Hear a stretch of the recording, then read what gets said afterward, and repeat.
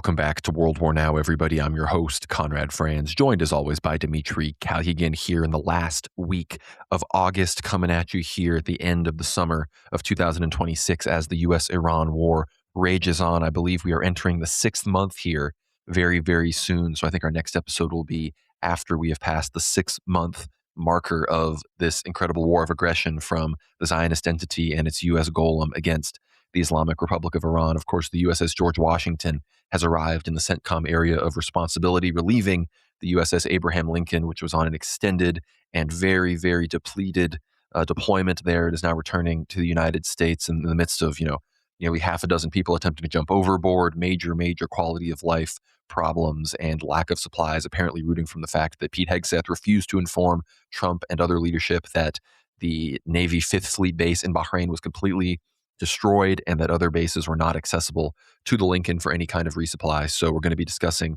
all of that. Of course, Iran's new plans and the response to Trump's economic D-Day that he has announced. Iran has announced kinetic responses. As we discussed in our recent Ether Hour this week with Cameron McGregor, many should be expecting a potential Iranian strike on our carrier strike group deployed in the region, as well as, of course, on the Gulf Energy, that they have made it clear that if the U.S. blockade does not end and the U.S. aggression does not end, then, of course, the Iranians will be inflicting maximum economic punishment on Trump, on the United States, and on the West. They explicitly say they want to punish Trump and the Republicans in the midterms. So we're going to be discussing all of that. The Houthis war, they're winning their war against Saudi Arabia. Their blockade on the Bab el-Mandeb is maintained, just like the blockade on the Strait of Hormuz is maintained, despite the U.S. attempts to get ships out through the Omani route. That is failing, just like Saudi is failing to properly respond to the Yemeni Houthi blockade, the Yemeni Houthi strikes on their Najran, Jarak, all of their oil facilities. Saudi production is coming to a halt. The UAE is drastically and desperately putting up, cope cages and scaffolding and metal cages around their oil infrastructure and oil tanks to protect from future Iranian strikes, as it seems the Americans and Trump are not backing down. In the midst of all of this, Israel has struck a base in Syria. Apparently that was being repurposed into becoming a forward-facing Turkish base. Each side has denied this, but this has erupted into a huge row between Israel and Turkey. The Israeli officials are openly calling Erdogan an anti-Semitic dictatorship. They're reportedly even adopting postures in their military and intelligence that apparently resemble what it looked like before the assassination of Ali Khamenei. So I think the likelihood of an Israeli assassination on Erdogan is more likely than ever. Meanwhile, Erdogan and the Turks are issuing arrest warrants for Netanyahu, openly threatening Israel in many other ways. So we're going to be discussing, I think, the biggest week, I think, of escalations in the Israel-Turkey conflict here in a very long time. So to say that we have not been vindicated here on World War Now, I think everyone is starting to realize that. So hello to all of the new subscribers as well. I know as this thing goes on, people are finding the content and realizing that, this is where you have to be to really be tapped into what's going on in the unfolding Third World War. So again, be sure to check out worldwarnow.co. If you like the show, get behind the paywall over there. Listen to this week's Ether Hour episode in full. If you become a paid subscriber, we have that episode with Cameron McGregor. He discusses his perspective on this impending strike on the U.S. carrier strike groups, massive decline in the U.S. military, why we are losing this war, what comes next in the markets as financial and energy crises seem on the horizon. So be sure to check that out with Cameron McGregor. It's going to be linked down below, worldwarnow.co. If you love this content, please give this episode a like, especially if you're listening on Substack. But if you're listening elsewhere, please do the same. Let us know what you think of the episode in the comments down below. But yeah, this is a huge week. The Greater Israel Project continues to expand into Lebanon, into Palestine, and of course, some major economic markers have been hit, indicating impending decline. So thank you all so much for tuning in this week. Dmitry, how are you doing? It has been quite the week of World War Now related escalations.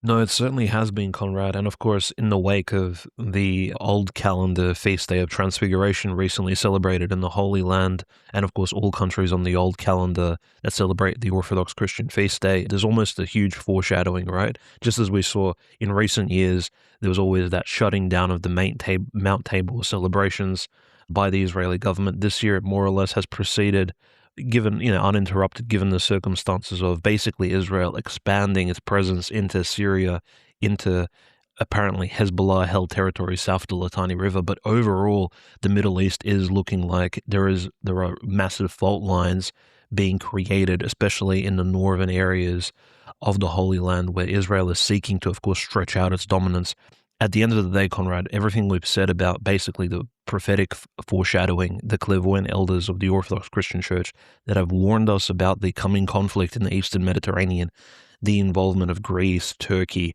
the Russians being present eventually in the Holy Land itself, in Israel and Palestine.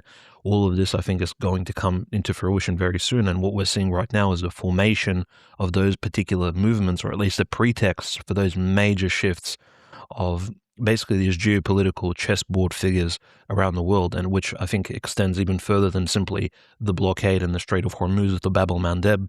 And certainly I think the escalation against Iran as well exacerbates this entire issue, because we understand Iran is almost like a gateway problem for the globalists, for the Talmudic Zionist regime. As soon as they get rid of Iran as an obstacle, Israel will be free to operate and completely expand its terror regime to all of its neighboring countries, pretty much uninterrupted until a greater player steps up to the table, which potentially could be Turkey. So huge news this week, of course, lots of diplomatic discussions, lots of signaling back and forth, and of course almost all of the nations we just covered and which we will discuss in this week's report, Conrad, I think, will be involved in those next few weeks when the conflict, of course, unfortunately reignites, especially before this major political, let's just say, re-election period in October, November of this year.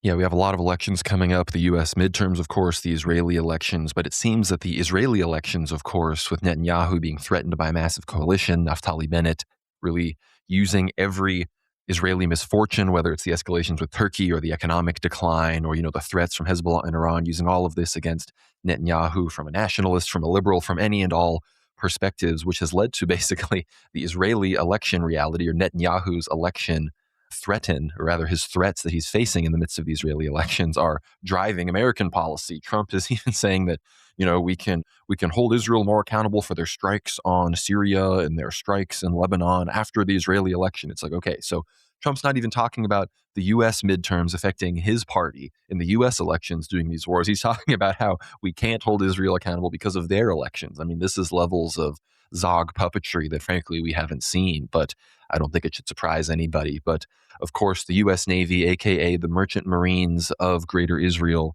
have shuffled things around. Of course, the families of the sailors on the USS Abraham Lincoln, after being called liars by Trump and Hegseth, seem to have, we get some kind of respite as the sailors there head back to the United States.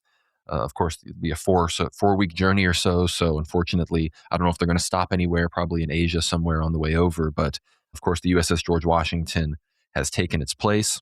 Of course, this is from antiwar.com. It says the USS Lincoln was called back to the U.S. after multiple outlets reported shortages, suicide attempts, and plummeting morale on the aircraft carrier.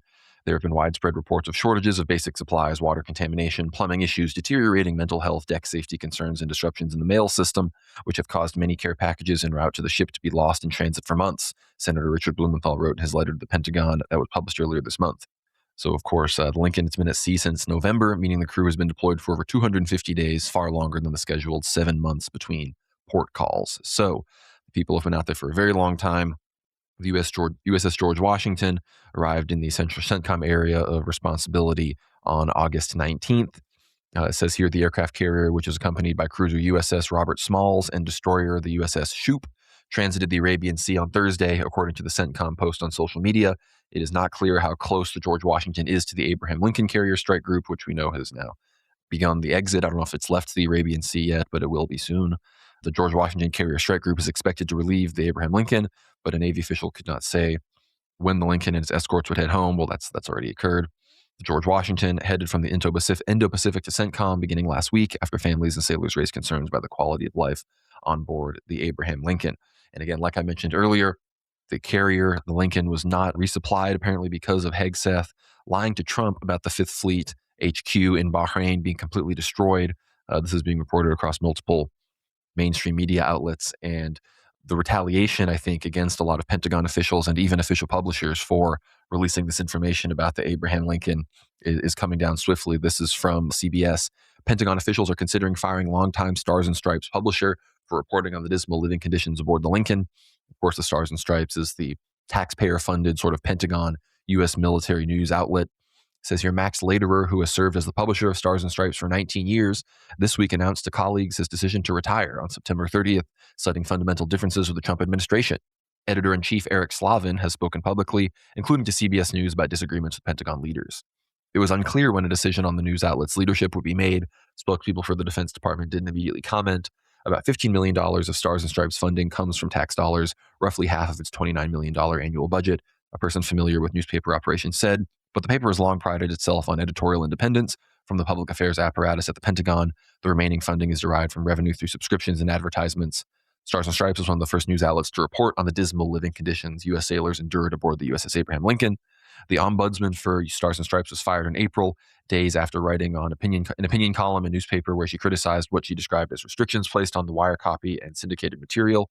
Jacqueline Smith sued the Pentagon in June, alleging that her termination was retaliatory and violated her First Amendment rights. So again, everyone's doing what they can to cover up the fact that we are losing this war in Iran, and that if you listen to our Easter Hour with Cameron McGregor, it's becoming abundantly clear that we have no longer the most powerful military in the world, which is embarrassing when we fund it to the tune of $1.5 trillion every year. And we fund it to the tune of $1.5 trillion every year, only for us to then, according to the Wall Street Journal, citing data compiled by CSIS, only have 800 Patriot missiles left in its inventory. That's right, folks. Lockheed Martin delivered just 620 PAC-3 interceptors in 2025, an increase of 20% from 2024, but which had to be split between Ukraine, Middle Eastern states, the U.S.'s own needs, and Europe. The Wall Street Journal says that the U.S. has decided to sacrifice Ukraine and is prioritizing the defense of Israel in the Middle East.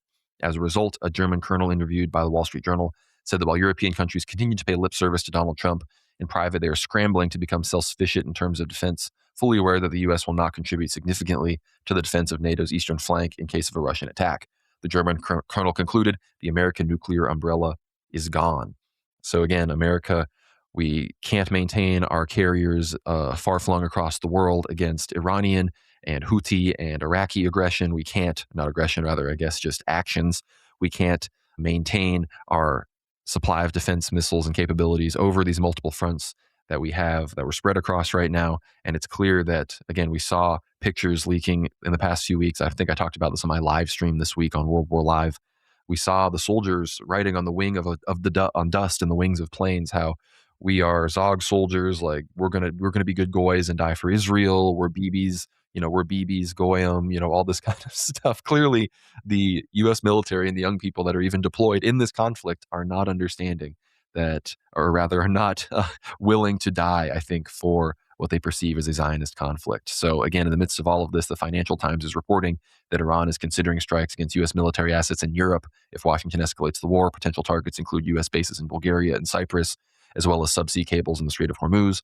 Iranian officials increasingly view renewed conflict as inevitable and warn that attacks on critical Iranian infrastructure could push the war beyond the Middle East. So, Dmitry, with all of this in mind, I'm curious as to your thoughts. Will the George Washington be coming under Iranian fire? I think that is very likely if the U.S. persists not only on the blockade, but on, as Trump has said, economic D-Day. Scott Bessent has said these will be the most crippling sanctions in history that will bring down the Iranian regime. Of course, Abbas Araghchi responded by saying, pretty much since 2016 and even before that, the U.S. has talked about these crippling sanctions to destroy the Iranians. What are they really going to be able to bring out of their hat now that we haven't seen before? So this is, again, I think a bunch of talk about something that isn't really going to matter, that's just a desperate attempt to try to get negotiations back up again, or at the very least reload again in the midst of these critical infrastructure, interceptor and other shortages to try to get things back where we can attack Iran again. But it's clear that the Iranians might not let us breathe there. And if they strike our carrier, we're going to have to respond. And it sounds like if we respond in kind, they're going to strike Europe. So I'm curious to where you think this is going.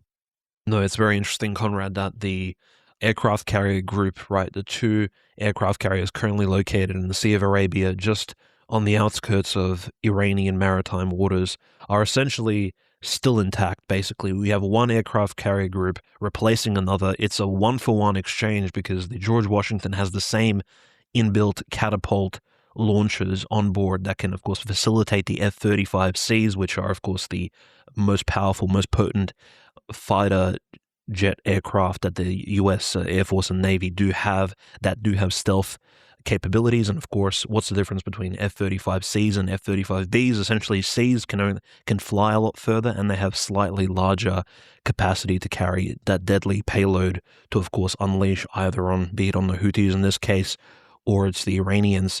And of course, the George Washington had the catapult systems now built in and completed, and the Abraham Lincoln also had that same capacity. So essentially, the U.S. Navy strike groups are not exactly getting weaker in the Sea of Arabia. In fact, they're staying at exactly the same capacity. But what's really curious is a lot of people have been making the comparison of the American Navy located in the Sea of Arabia, comparing it to past naval major deployments during the first two Iraq wars, and of course claiming that, well, the naval groups located in the Sea of Arabia and the Persian Gulf in those times were a lot larger. But I think one of the reasons the U.S. Navy can even sustain a limit of 2 aircraft carrier strike groups, as well as additional destroyers, submarines, etc., in the waters surrounding Iran, is simply because the logistics bases around the Middle East have been so severely disrupted, as opposed to in previous conflicts when the US could freely operate in the Persian Gulf without that additional threat, without that proximity to a nation which was extremely hostile. Because in some ways, Iran did benefit from the US's wars against Saddam Hussein. Saddam Hussein did not have the same drone/ballistic capabilities. He wasn't necessarily bombing the US bases in the GCC states. He wasn't threatening just like the Houthis in a way, are sort of looking over at the US base in Djibouti or other places, for example, and the logistics were simply not disrupted in the same way as they are now. So the US, maybe, even if it forced 4 or 5 aircraft carrier strike groups into the Sea of Arabia, Conrad, the logistics would be even further disrupted. The soldiers would essentially be eating slop 24/7, and eventually the entire group in the Sea of Arabia, the multiple groups of aircraft carriers and their supporting vessels, would be overwhelmed with the need to actually resupply them. Because Diego Garcia is, of course, one of the it's located hundreds of thousands of miles away from the Sea of Arabia, from the positioning of these aircraft carriers, and it's simply too far away. It is being used as a major, not just for the B-2 Spirit bombers being located there, but as a major storage hub, as an intermission point between other US bases bringing logistics and supplies there, and of course then exporting them by supply vessels to this major naval group. So in some ways, the US, we shouldn't necessarily underestimate the fact that there's only 2 aircraft carriers, therefore there won't be a full-on reignition of the war against Iran. In fact, we saw the exact opposite earlier this year. It was 1 aircraft carrier, and then 2 aircraft carriers were sufficient for Trump to engage in an absolutely hostile and hyper-aggressive kinetic war against Iran, and he had absolutely no problems doing that. And also because, well, at this stage, it's simply, I think not feasible and not actually reasonable for the US to have more than 2 aircraft carriers located in the Sea of Arabia or any of these regions at this stage, which is why potentially, if things do get out of hand, if these threats by the Iranian leaders against European bases, which have been made, especially by members of the IRGC, if they, of course, eventuate or turn into some sort of limited drone strikes on long-range bases, for example, as in what happened earlier this year on Dekalia and Akrotiri, which, at this stage, it's unclear exactly whose drones they were, but those particular British bases could bring in elements of the French, the British fleet, which, again, would in some way benefit Iran's ally Russia, given Russia's largest naval fleet is the Northern Fleet located around the Arctic. And of course, that would, threaten the UK's defensive posturing, which Russia's never really threatened to invade British naval waters in the first place through the Baltic Sea, and conduct operations there, or wrap around the Arctic, around Scandinavia, and patrol around Britain to potentially damage some of their cables of anchors and all these other things. But the British Navy's involvement in the Eastern Mediterranean to relieve some of those logistical issues in the US that the US is experiencing in the Middle East is absolutely a possibility. So I don't think people should fall for the illusion that, the US naval group right now in the Middle East is rather small compared to 2003, compared to 1990, 1991. I think at this stage, if anything, Trump's posturing is almost more aggressive than the previous George Bush administration. He's making it very, very clear that we're about to reignite the clash. And yes, I would say the Iranian rhetoric in some way is almost reflective of Trump's position. They can see very clearly that, look, there's no way to actually overcome Trump's personal ego involvement in this entire matter. Trump is, in fact, almost conceded to the gambler's fallacy. He's already overinvested, and in order to make it out to save face, he almost has to take out some sort of victory. So Iran is almost saying, look, we can just basically call a peace treaty now if you guys would like. He said the president of Iran, and I think previously he's never really made such a statement. He's basically said, yeah, we could have a peace now. Now would be the best time, because at this stage the entire world thinks Iran has won. Notice he says the world sort of perceives and views that Iran is the victor. He didn't necessarily say that the world has 100% confirmed that Iran has won. I mean, truly, if each nation has its own sort of respective subjective view of who the victor is in this particular conflict, is almost giving Trump a way out, an off-ramp. He's saying, look, who cares what the world thinks, Trump? You can take, maybe we can reassign the MOU, maybe we can get back on some sort of really short way of diplomatic discussions through Oman, through Pakistan, but we can actually de-escalate. But this is the last chance, really. And I think he's almost saying this in such desperation. I mean, being the president, really even higher than Abbas Araghchi in terms of his station and his executive power. Pezeshkian is basically informing the Trump administration that this is really the last opportunity Trump will have before, of course, the Supreme Leader and the IRGCs really clamp down, and there will be no backing down from any future escalations, especially no de-escalations on the part of Iran at all. Ghalibaf, the Speaker of the Iranian Parliament, basically mirrored these exact concerns this week, and I think, Conrad, we're basically standing on the verge of Iran, giving the Trump administration, not necessarily even American citizens, but certainly Trump and the decision makers within Washington, D.C., this final opportunity to, of course, walk away, potentially with some prospect of long-standing peace on the conditions maybe similar to the MOU. In fact, conditions weren't even mentioned in these statements. And that's the reason. The reason I think this probably will fall on deaf ears is because Scott Bessent and all these other figures within the Trump administration simply did not respond. I think at this stage they have these hopes that they're going to economically crush Iran. I'm not sure for which mechanisms you can crush a nation which has been almost 50 years under some absolutely insane sanctions equivalent to those placed against North Korea since the Korean Wars. So it's almost as if the Trump administration is completely wearing these rose-colored, not even glasses, but goggles. They're strapped to the face, and of course they have a six-sided Star of David on the end of the strap, because it's not coming off even with the shaking of the head. And as Trump is doing very stubbornly, saying, no, we will absolutely crush Iran. We're going to diplomatically destroy them, economically destroy them, and bring them maybe to some negotiating table after we've won them on every single position and point in the Middle East. And all of this, of course, is taking place whilst Israel is ever escalating. There's, as you said earlier, Conrad, there's always the potential of some black swan event, some escalation in the Straits of Hormuz. There is this understanding that, apparently the US now is this major energy supplier in the world. And actually this entire economic crisis in the Middle East, there's a reframing, right? It's actually benefiting the US in the long term, which is, I think, delusional. And this is just an illusion. Again, manipulation being thrown out by the Trump admin, trying to manipulate cryptocurrency, the stock market, etc., whilst, essentially being on the doorstep of reigniting a major conflict, which will definitely take American lives and certainly will take thousands of lives of Middle Eastern citizens who have nothing really to do with the elites of their respective nations. But in any case, this will benefit Israel in the long term.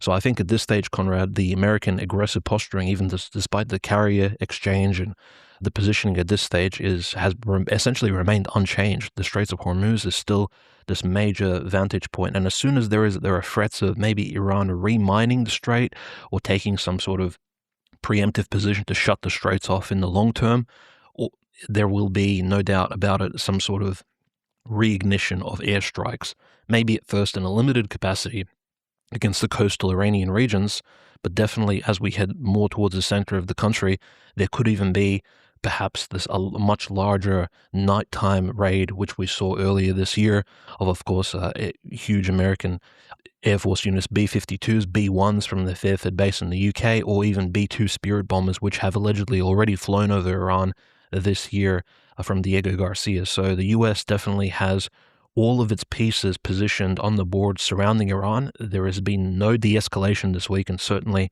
the Trump administration is still postured for an absolutely, I think, adamant reignition of the conflict, which is incredibly, I think, sad for the average American voter who essentially pretty much believed Trump that, of course, once he would come into power, once MAGA is reestablished, there would be actually a peace in the Middle East and perhaps the Gaza genocide would end and things would fall back into the correct stream. But I think those hopes have already left this administration and those who have been supporting it. So definitely some major changes, but the Trump administration remains standing as it has earlier this year. And of course, war is on the table. And you talk about, potential Israeli black swans. I mean, we're going to talk about this much more later this episode, but it seems Erdogan is really in their crosshairs at this point. They've escalated against Turkey in the same way they've escalated not just against Iran, but I think in particular they've escalated against Turkey the same way they've escalated against Hezbollah and in particular Hamas when they struck Hamas headquarters in Doha, Qatar, even before that, when they killed Ismail Haniyeh in Tehran, in Iran, in these precision assassination strikes. Of course, when they also struck the Iranian embassy in Tehran, killing IRGC leaders who were meeting with Hamas and Hezbollah officials. And again, escalating from that point on, seeing Turkey as this new axis of evil, and with Turkey encroaching on Israel's, in their minds, sphere of influence in Syria. Well, perhaps they take out Erdogan, and then the Kemalists that come to power are, they pretend maybe they are only against Israel in word, but we're going to be discussing the whole Turkey-Israel situation. The other, of course, question is, does Israel just decide to start airstrike, to resume a unilateral air campaign against Iran without conducting, without talking to the United States? And of course, Israel could also strike Beirut. And if they started striking Beirut, Iran would also respond, because one of their conditions has also been that the U.S. needs to completely pull Israel out of Lebanon. And we're going to discuss the Lebanon situation in a second as well. But in a recent statement, this was in the past 3 days, NATO says it is prepared to deal with any threat against its member states, emphasizing that NATO air defenses have already intercepted Iranian ballistic missiles on 4 occasions headed to Turkey in the past. And of course, the Iranians have denied those missiles launched at the Incirlik base in Turkey. Those could have been launched by, again, it could have been some kind of false flag attempt to try to drag Turkey and NATO into the war. But if you listen to the Ether Hour with Cameron McGregor, he's convinced that Turkey, if they are going to enter the war at all, it will actually be on the side of the Iranians. So the Turks, clearly, they're not happy with Israel. They want this war to end against Iran. And again, they probably do not support Trump's economic D-Day plans, to the point where if Iran strikes Bulgaria or strikes somewhere else in Europe and NATO says that they can defend, I don't think Turkey, the second most powerful army in NATO, the only Middle Eastern country in NATO, is going to be particularly interested in invoking NATO as a reason to go to war against Iran, considering that they are enemy number 2 of the people that are behind this very war, which are, of course, the Zionists. So people are expecting Iran to collapse. You discussed how the Strait of Hormuz is still closed. Of course, Trump and Barak Ravid have insisted that tens of millions of barrels of oil have made it out of the Omani side, which is not true. I mean, as we are recording this, today is August 22nd. On August 20th, only 3 tankers crossed out from the Strait of Hormuz on the Oman route, and only one of them was a very large crude carrier, nowhere near Barak Ravid's 10 million barrels per day. We can see 2 vessels, this is on satellite imagery, that were previously hit by Iran, derelict and drifting in the waters of the Hormuz after they've been abandoned by their crews.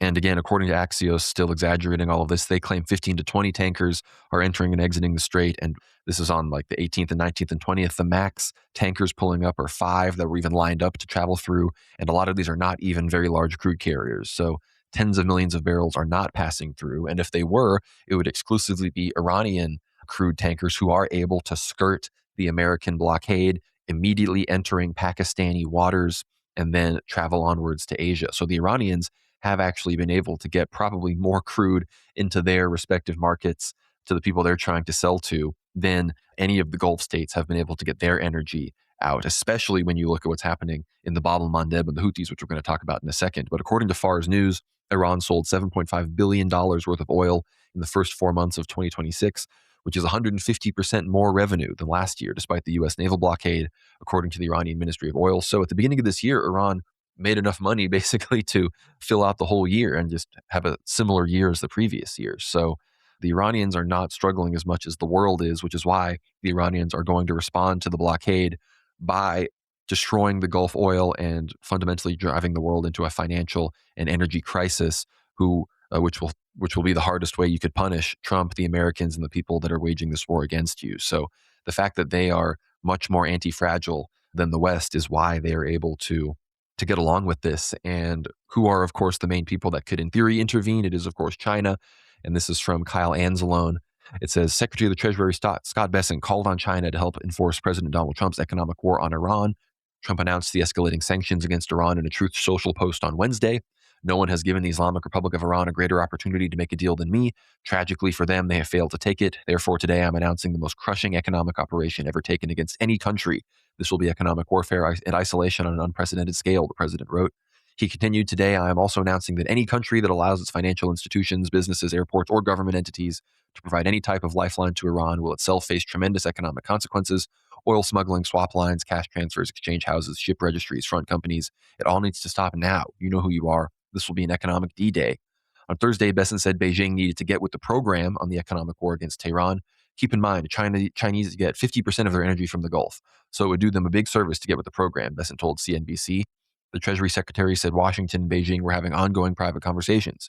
Besant went on to say the ramped-up economic warfare made restarting the war between the U.S. and Iran less likely. If we are doing the maximum economic pressure, then the means that likely there will not be a large-scale kinetic restart, he said. However, responsible statecraft Vice President Trita Parsi argued Iran is likely to escalate the conflict in response to economic pain. Tehran does not appear overly concerned for now, but that could change. If Trump refuses to return to the MOU or succeeds in turning the balance of economic pain against Iran, Tehran will face a harsher reality, he wrote on Substack on Wednesday. Between surrender or escalation, Iran will almost certainly choose escalation. Even if Trump has gained the economic upper hand, Tehran still believes it holds a military advantage, which is very true. And as we've said, Iran has not only threatened to strike Gulf Energy and the U.S.'s carrier strike groups in response to the economic warfare, but in response to the inevitable U.S. response to that action, they, again, are making it clear they will strike Europe. So World War III is very much real.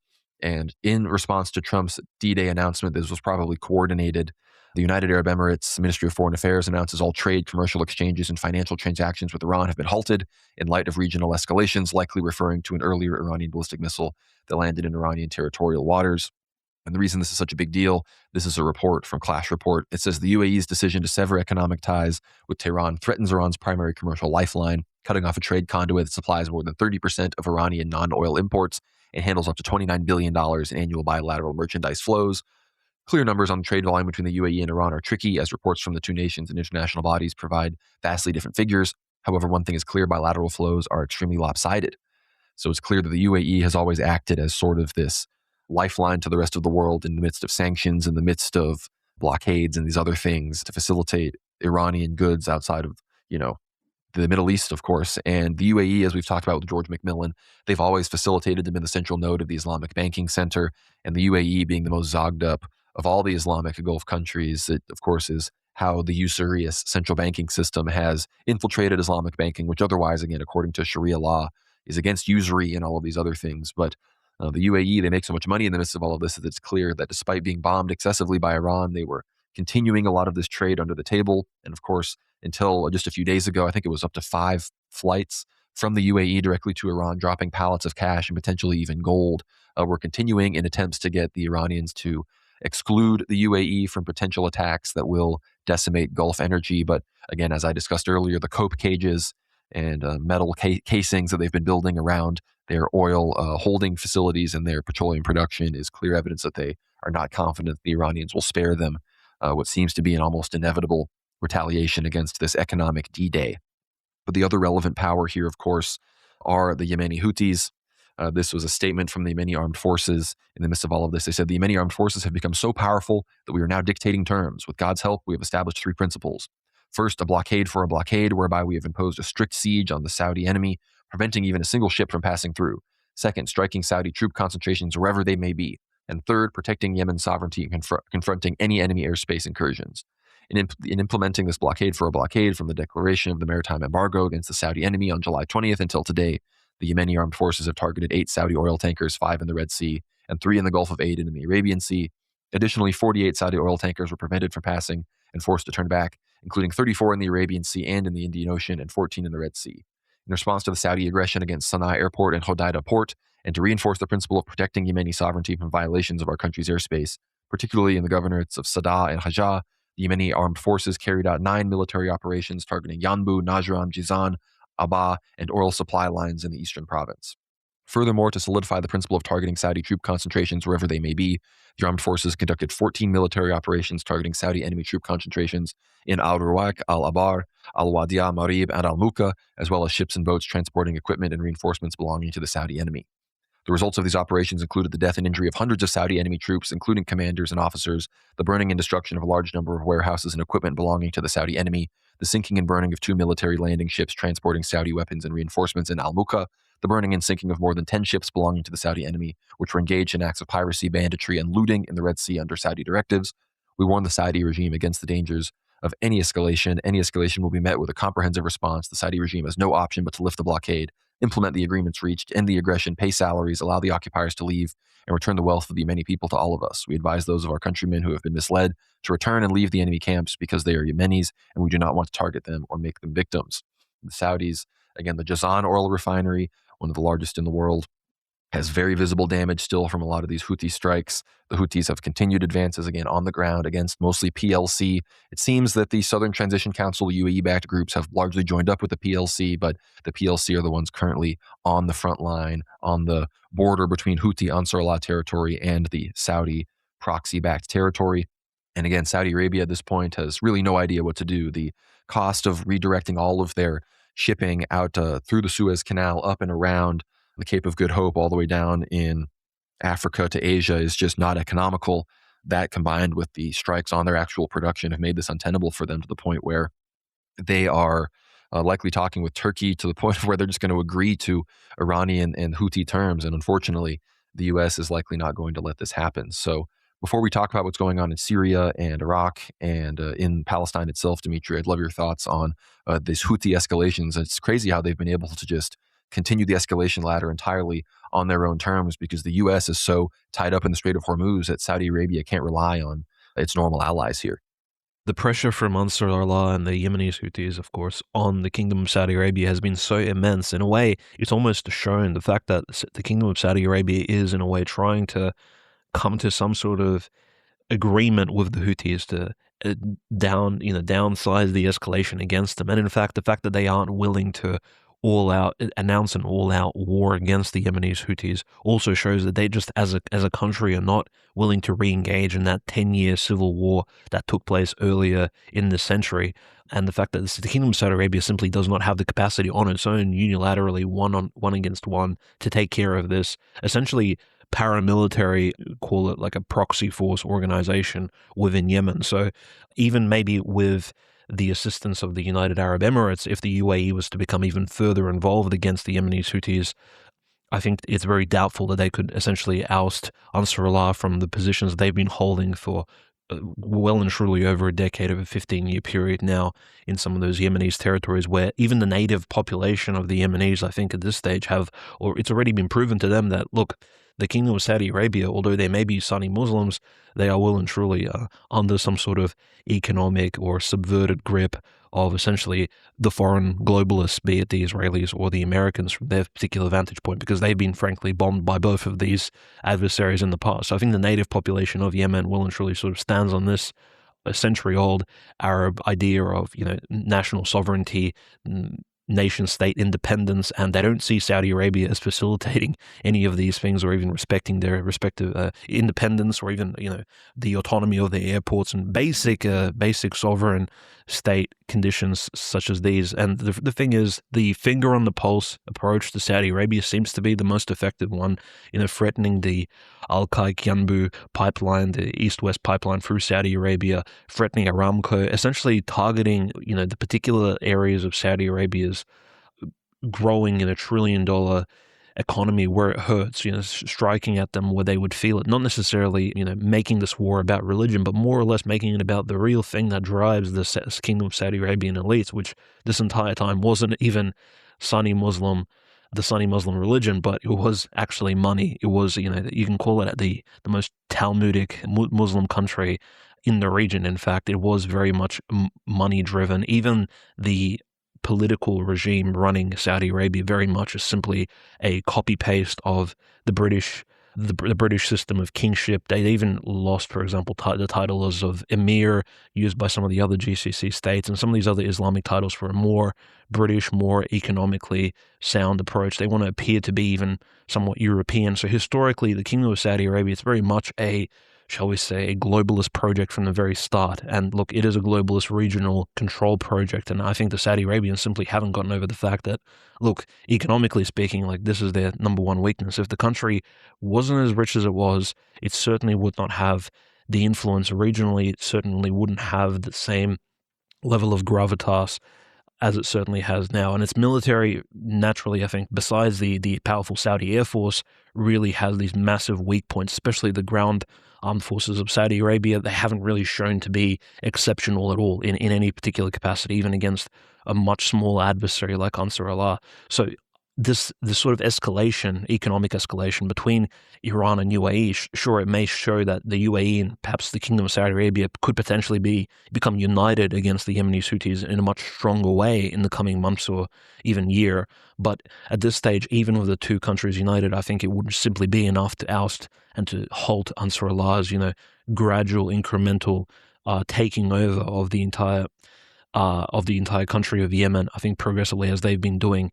So I think the really interesting point is that Iran, of course, relies on those UAE imports, right, accounting for something like 30.6% of its total imports. At least this was before the 12-day war in 2025. And also the trade between the UAE and Iran in the past, Conrad, there were those issues between Qatar and the United Arab Emirates. Of course, the major emirates of Abu Dhabi and Dubai have always been trading more or less effectively with Iran. And it's really quite interesting that trade was, you can almost say, local, because it was just across the Persian Gulf. There was almost no issues with international waters. It was very quite convenient for Iran and the United Arab Emirates to trade economically, and for it almost feels like Israel and of course the US putting that pressure in the UAE, and of course the UAE internally, I think, almost taking this position that, look, we are going to commit our nation entirely to war simply because we aren't willing to get rid of this US defensive umbrella, nor for whatever reason are we willing to join the Mecca Agreement, which potentially the Mecca Agreement in and of itself simply is not potent enough to defend us against some of these ballistic missile strikes. Because at this stage, Conrad, as we've seen with Ansar Allah and the Kingdom of Saudi Arabia, the Mecca Agreement has not even kicked in terms of protecting the Kingdom of Saudi Arabia, from Egypt or Pakistan stepping in to defend them against Ansar Allah. So this agreement's potency of actually providing that same regional defense, simply we don't see it in action yet. And I mean, the agreement is only several weeks old, so perhaps we'll see a further development in this case. But the UAE certainly, I think, now sort of severing those ties with Iran, it shows that same, I think, viewpoint on escalation that the Trump administration has. Potentially Trump directly influenced this particular rescinding of economic ties. And I think in the long term, naturally, this will negatively impact the UAE, its presence in the world, its sort of influence that it does have. And the UAE doesn't see one-to-one with perhaps the Muslim Brotherhood nations of Turkey and Qatar. In fact, a lot of the UAE media, if you have a look online, it does in fact counter-signal Al Jazeera, it counter-signals the Muslim Brotherhood in the UK, all the Dawa movement. It has this very strange, sort of very interesting position, although the UAE does have very strong ties to Syria as well. So Syria seems to be that middle ground that sort of ties almost all the GCC countries together. Everyone agrees that the Syrian regime needs the GCC countries' support. So it's almost like that the UAE still has presence in Sudan and other places, but on Syria, there's almost this agreement that, we need to defend the Ummah there. We need to make sure the Ummah stays strong in Damascus, and that's our unity position and unity point.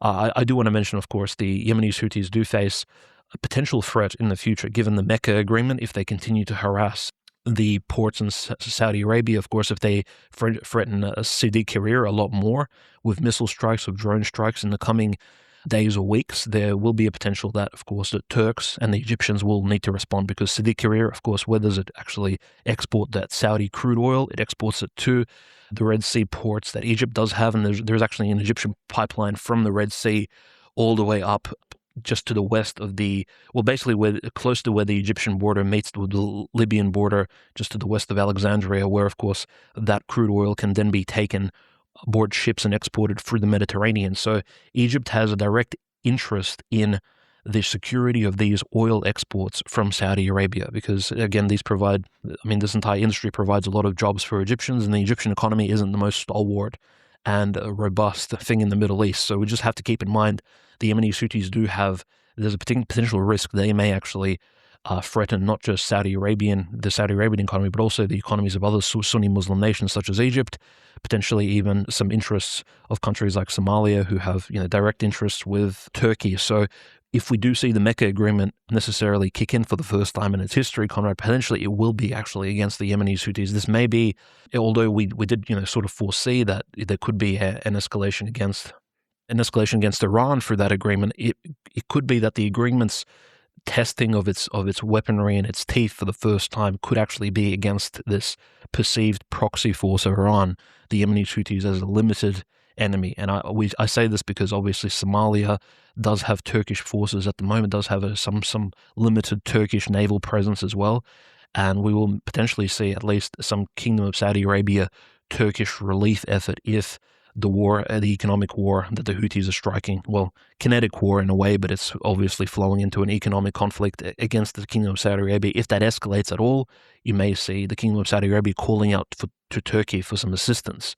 And I think Pakistan is maybe the only nation that will sit this one out for as long as possible. And the Turks will, of course, need to, for the first time, perhaps even with the assistance of the Egyptians, and now, of course, they do have this Hakan Fidan visitation that took place in the past few weeks.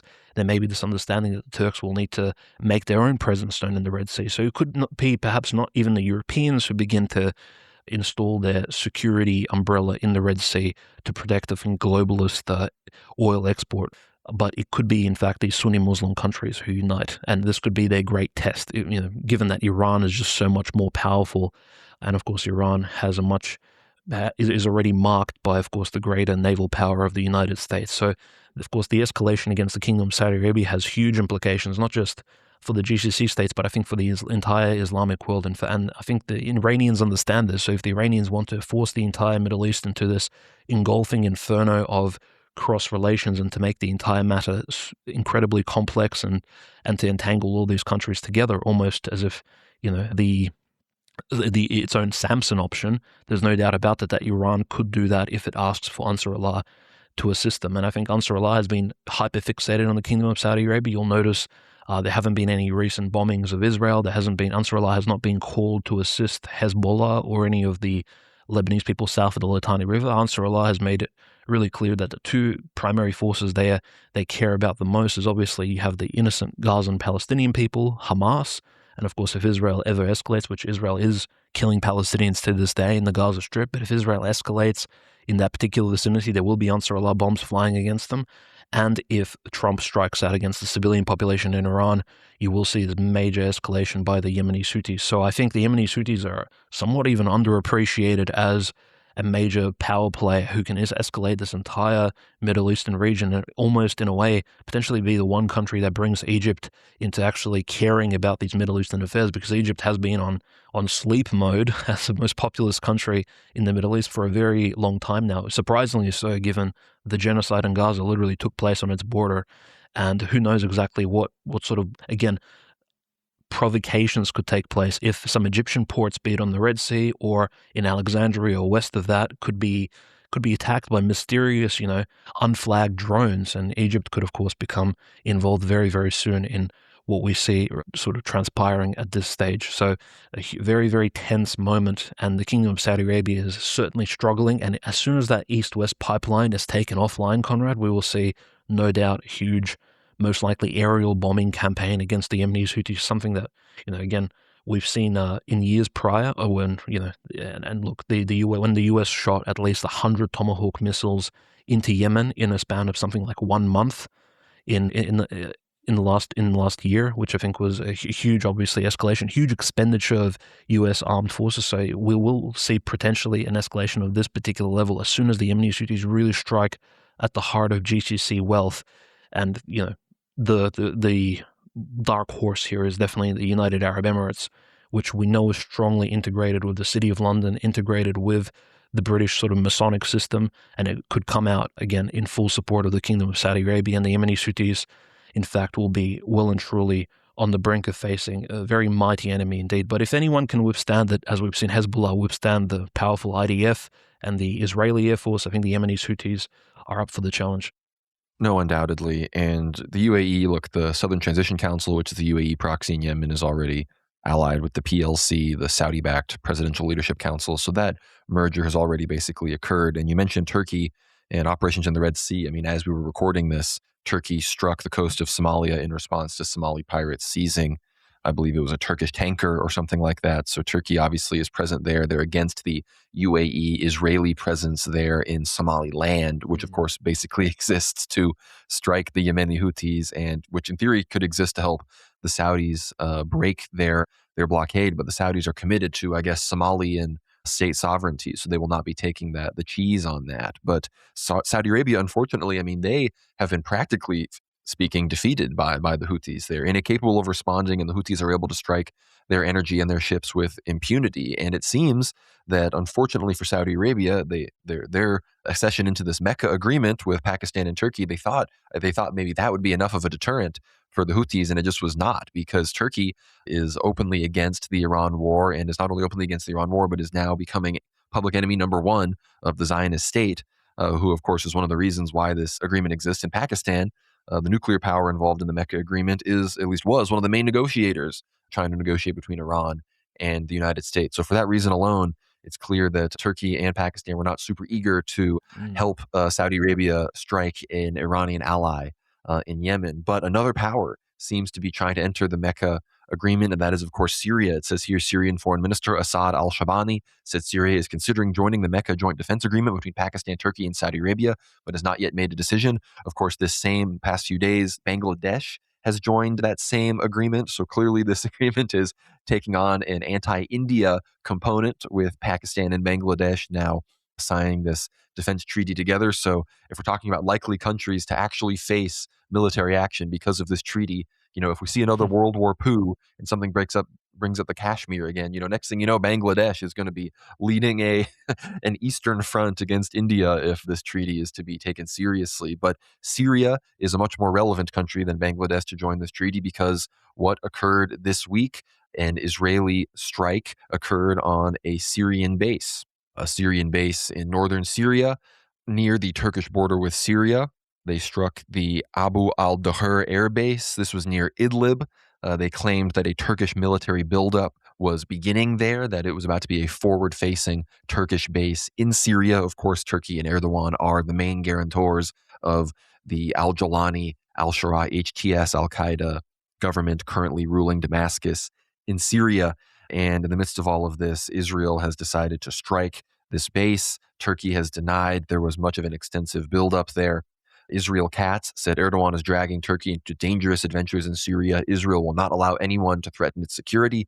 It would be better for Erdogan to continue making empty fantasy-mongering speeches against Israel in the Turkish parliament and not test Israel's resolve to defend itself. Prime Minister Netanyahu on Syria, also talking on a Israeli podcast, he said, "We will not tolerate a Turkish military entrenchment that moves south. We have made this clear in general terms. Now we saw that there was an intention by Turkey to establish itself in an airfield near Aleppo, and we delivered a message. The message was delivered, but apparently they didn't hear it. So he made sure they understood it in a better way." And he's talking, I think it was 8 strikes were on this base. The Prime Minister's office, in the immediate aftermath of the strike, said Israel and Syria agreed to a status quo in security matters, which Syria was on the verge of breaching by permitting Turkish troops to deploy at an airbase near Aleppo. Israel repeatedly warned Syria that such a deployment would pose a threat to Israel's security. Syria chose to ignore these warnings. Israel will not tolerate threats to its security and would welcome a return to the status quo. And of course, just this week, the Kurdish-led SDF announced that it has completed the integration of its military, security, and civilian institutions into the Syrian state, bringing more than a decade of de facto Kurdish autonomy in northeastern Syria to an end. The agreement places former SDF forces and key infrastructure under Damascus while granting Kurds greater formal recognition, including language and national rights. With foreign Kurdish fighters also withdrawing, Muslim Abdi says the next struggle will be securing those rights in Syria's constitution. So again, could Israel be escalating against Syria because their Turkish proxy has been further defanged by the Turkish-Qatari sort of new Sunni axis that they are warning against? It seems that very much could be likely. There are certain powers within the Israeli military that are not happy with Israel Katz and Netanyahu, how they've been rhetorically treating this issue, because they don't think that a war with Turkey right now is feasible, as of course the fronts in Palestine, Lebanon, Syria in the south, of course Iran, the front against the Houthis and elsewhere are still, raging on. They've said, certain sources said, the last thing we need is an open confrontation with Turkey. The Israeli Prime Minister's office also recently said Erdogan is an anti-Semitic dictator who has massacred Kurds, harbored Hamas terrorists, occupies half of Cyprus, and jails record numbers of journalists and politicians who oppose him. He now seeks to extend his aggression against Israel into Syria. Israel will not tolerate it. Erdogan's pathetic attempts to intimidate the leaders and soldiers of Israel, the only true democracy in the Middle East, will go nowhere. So it's clear that I think Erdogan is perhaps ramping some of this up for election purposes, but also they are realizing that Turkey is really becoming a serious threat as they become the most powerful actor in the region. I mean, Iran and Turkey are now, I think, undisputably the two most powerful countries in the Middle East, and they have come, ironically, to this powerful state because partially their opposition to Israel and their ability to, whether it be by force like the Iranians or by diplomacy like the Turks, to play the West and, the more multipolar allies, equally, and to use the advantages of being, in both of these worlds. And this is from a Kurdish source reportedly talking about Channel 14 in Israel, saying Israeli officials have explicitly shifted their sights to Turkish President Recep Tayyip Erdogan, issuing high-stakes warnings reminiscent of the severe rhetoric that preceded the elimination of Iran's supreme leader Ali Khamenei. And also from Israeli outlet Israel Hayom, Israel has studied how NATO's Article 5 operates and where it applies. Turkish troops do not carry that territory with them onto Syrian or unrecognized northern Cypriot soil. So the Israelis they're thinking about killing Erdogan. They're thinking about operations in Cyprus. I mean, to say this is a prophecy-pilled week would be an understatement. All, as usual, the arc of history is pointing and moving towards the saints. We're very vindicated here at World War Now. And this was a very senior Israeli intelligence official saying this to the Jerusalem Post. It says, unless Israel draws concrete red lines in Syria and the Eastern Mediterranean, the Turkish army and navy will further encroach upon Israel's northern and maritime borders. Israel could find itself facing Turkish tanks on the Golan Heights and Turkish frigates off the coast of Caesarea. So these are very, very serious escalations. I would say this week, Israel and Turkey moved to a whole new level of poor relations in the midst of all of this. At the same time, I believe it was the Turkish Supreme Court or some kind of court in Turkey then solidified and had official arrest warrants issued by the Erdogan State Department and Department of Justice, arrest warrants for Netanyahu in connection to the genocide in Gaza with the ICC warrants and all of that. And this is part of why all of these statements from Netanyahu's office about Erdogan, the anti-Semitic dictator, continue to come out. But again, remember the prophecies they talk about, and there's even new videos from Holy Wisdom this week. Elder Joseph of Atapidi openly talking about how it would be Israel that will explicitly cause Turkey to go to war with Greece and then ultimately lead to Erdogan's assassination by Israel. And we talked about it. Erdogan, before the end of this year, he will be visiting Syria. He's pretty much confirmed that this past week. They said that before the end of 2026, Erdogan will be making a trip to Damascus. There's elders that said that on his return, he will be taken out by Israel. Again, this would be a dramatic escalation. But as I mentioned earlier, with all the strikes that they did against Hamas, remember Hamas leadership and intelligence, almost everything except I think the Politburo itself, which is still in Qatar, is now moved to Turkey. So the chessboard is being set. The stage, I think, is being prepared for what looks like a Israeli assassination strike on Erdogan. This is really what's being signified here. And again, the Greeks have talked about wanting to move some of their Patriot missile systems to Cyprus. Of course, I'm sure this has nothing to do with the new comprehensive air defense agreements that Greek defense and production facilities have signed with Israeli production and Israeli military actors to basically extend Israel's Iron Dome that protects them from Iran to the east, to protect them from Turkey, in Cyprus, in the Aegean Sea, in the Eastern Mediterranean to the west. I'm sure these are completely unconnected, of course, but again, Israel is being very aggressive against Turkey. Turkey is expanding its sphere of influence, and Greece seems to be caught in the middle as being been fooled, I think, by its Zog puppet masters to side with Israel, and they will unfortunately, I think, suffer in the midst of all of this. So this is a very fascinating development. The strikes on Syria, very disappointing, I think, to the U.S. U.S. envoy to Turkey and Syria, Tom Barak, said that frankly, they had no idea how Turkey could have responded. It was a completely unannounced attack. They said there was a chance that Turkish air defenses could have engaged the jets. They could have followed them back and had a retaliatory strike on Israel. I mean, these were the levels of apparently unprecedented that this strike really was at. And Tom Barak, in some recent podcast appearances he's been doing in response to this, and this must be coming from the top, he basically hinted at the Golan Heights now being recognized as Syrian territory. I think now that they have good relationships with the Damascus regime, they seem to be walking back what was in Trump's first term, his recognition of the Golan Heights as Israeli territory, the first country in the world to recognize Syrian, what's everywhere recognizes as Syrian territory as Israel, because they, militarily took it by force just in the past few later decades of the 20th century. And of course, now that that is on the table, it's clear that the Trump administration and their people are sending signals to Israel that they do not like this. Because remember, Trump is very close with Erdogan. Trump loves Erdogan. His people like him. There's clearly a lot of Turkish influence in American politics. Of course, not even close to Israeli Zionist influence, but Turkey is relevant, second most powerful army in NATO. Trump clearly wants him on side or at least neutral when it comes to Iran. So I think they fear Turkey becoming more and more sympathetic with the anti-Zionist Muslim world. It's clear that these escalations against Turkey are not what the White House wants. Israel's not doing what they want in Lebanon. They're not doing what they want in Syria. They're not doing what they want in Gaza. And now they seem unwilling to help America in their attempted economic, tit for tat warfare against Iran. So again, despite all of that, Trump is shucking and jiving to Netanyahu's drum when it comes to these elections that are coming up there. So again, when it comes to Israel and Turkey, we talked about that status quo. I mean, that was Israel's excuse for this strike, was that a status quo was broken. This is from a Turkish analyst. It says, Israeli government complains about status quo broken, but latest attack changes the status quo that Israel had already in some form agreed to. As shown on the map, Israel is naturally unhappy because for many years it had complete freedom to fly over Syrian territory and carry out raids without any intervention. It will not give up this freedom easily, especially before Turkey upgrades its air force with F-35s and domestically produced fighter jets. Israel's earlier raid on Palmyra Air Base drew a kind of status quo line, since the reaction time from the IAF would be problematic if there were a hot conflict. North of this line, however, the IAF would have enough time to respond. That was essentially the status quo, which Israel violated yesterday by striking a base far beyond that line. And they're talking about a line that basically splits Syria in half, with the southern area of influence, well beyond the Dara and Quneitra governorates as Israeli influence, and of course the northern areas, of course, Syrian Kurdistan, Idlib, Aleppo, Al-Jaqqa, all of these areas, of course, as well as the coast of Tartus and Latakia, was, basically delineated as a Turkish influence. So the second point is that Syria will not remain without an army forever. Ultimately, it is a state and will have to rebuild its military. For now, this process is still in its baby steps, and Turkey will probably be the main country helping to rebuild it from scratch. This latest attack is a sign that Israel does not want Syria to possess any meaningful military capability.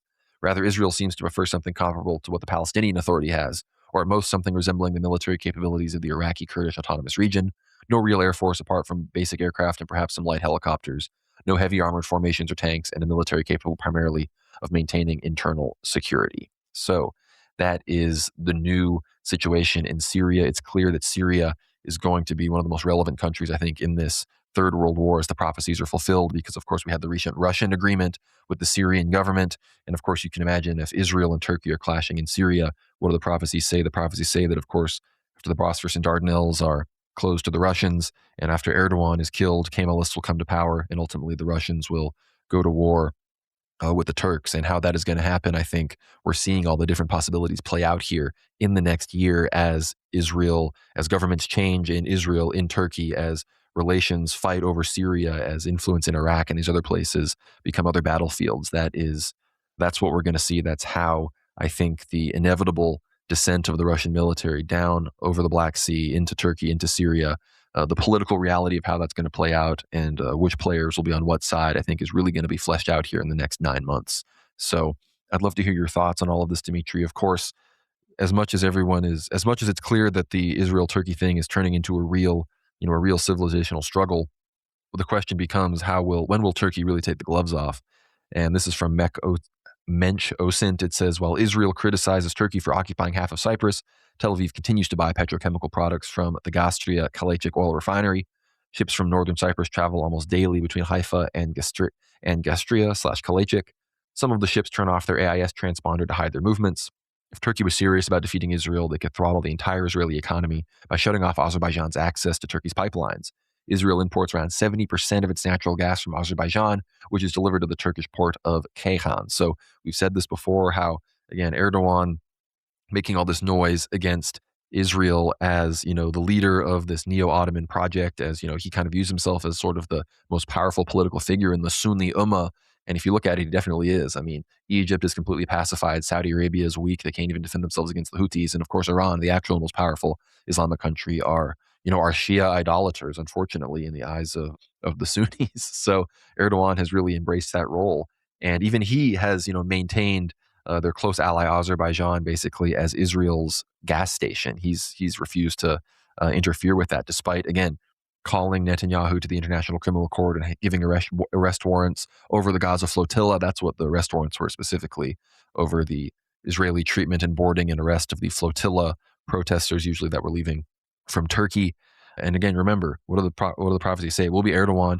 He will be taken out. I think it's very clear that all things are pointing to potential Israeli assassination operations against Erdogan. They could potentially try to blame it on Iraqi militias backed by Iran or other groups in Syria. There's all sorts of groups you could blame this kind of thing on. So the Israelis have the ability.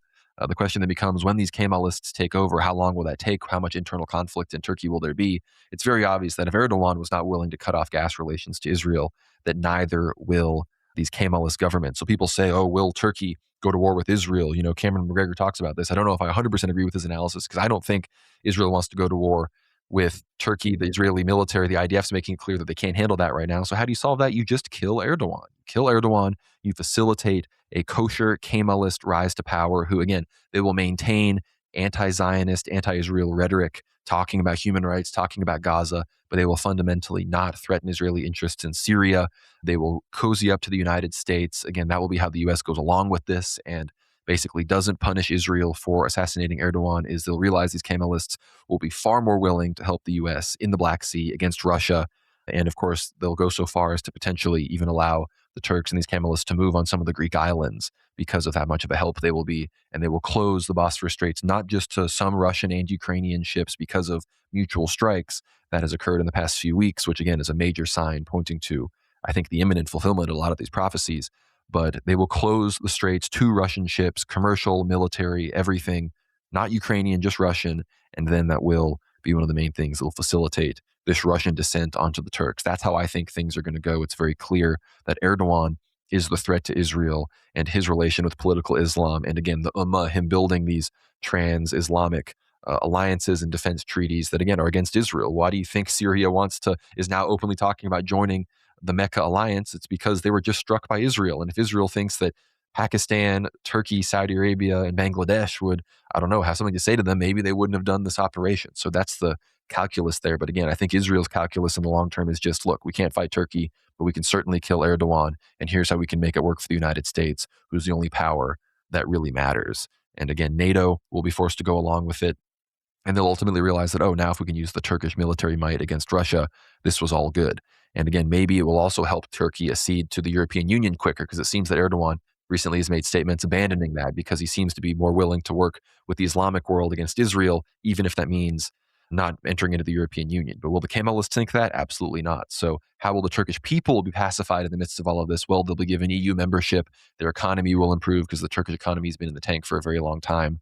So I think there's a lot of ways that the relevant powers who would undoubtedly in other circumstances, protest against their leader being killed by Israel, I think they will ultimately come around and be basically bribed with the promises of the New World Order.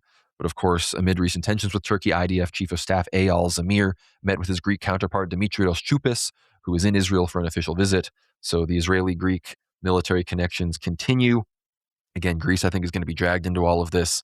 Northern, Cyprus, Patriot missiles systems are going to be moved there. Potentially it will be these Patriot systems on a Greek island that actually do shoot Erdogan down. And again, how will the Greek island invasion occur? Like I just mentioned, well, if Greece is complicit in shooting Erdogan down, then of course, even the United States would be like, well, how could we blame the Turks for taking a few islands that are just right there off the coast of Turkey? What do the prophecies say? There will be a small slap that the Cypriots and the Greeks will face, but ultimately it will lead to the Turks pulling their troops out of Cyprus to fight a conflict elsewhere, and they will not maintain their occupation of islands like Lesbos, Rhodes, potentially parts of Crete. These are the things that are talked about. And Greece is cozying up to Israel and basically becoming Israel's Western, Cyprus and Greece, of course, Israel's Western sort of defense dome against the new Turkish enemy is only going to drag them, unfortunately, into this conflict against their will. And in the past few days, this was on the 20th of August, apparently 117 earthquakes, obviously very small, but recorded off the coast of Istanbul's Prince's Islands, the Kandili. So again, we also talk about the prophecies, how there will be huge earthquakes hitting Constantinople, hitting Athens in the midst of all of this. So very, very fateful days in which we live. These are the words of the saints. And what did St. Paisios say? He said the prophecies will become headlines. I think this week was one of the biggest prophecies have become headline weeks since we started the show, and there have been many of them. Like I said, according to the Greek City Times, Greece has raised its alert level over reported Iranian threats to U.S. military targets in Europe as Athens strengthens defenses in Crete and Cyprus. And from the same report, Turkey is increasingly using UAVs rather than fighter jets to violate Greece's airspace, making incursions cheap but interceptions costly. So it's clear that the airspace between Greece and Turkey is becoming more in dispute. Earthquakes are occurring. Again, there's talk of the Greece-Cyprus interconnectivity fiber optic cable being laid, and Turkey apparently is thinking about interfering with that. So many different things to talk about. But Dmitry, I'd love your thoughts on the Israeli strike on Syria and all of, I think, this movement towards the prophetic words of the saints when it comes to the Israel-Turkey conflict, Greece getting involved, and everything else that we know comes with that.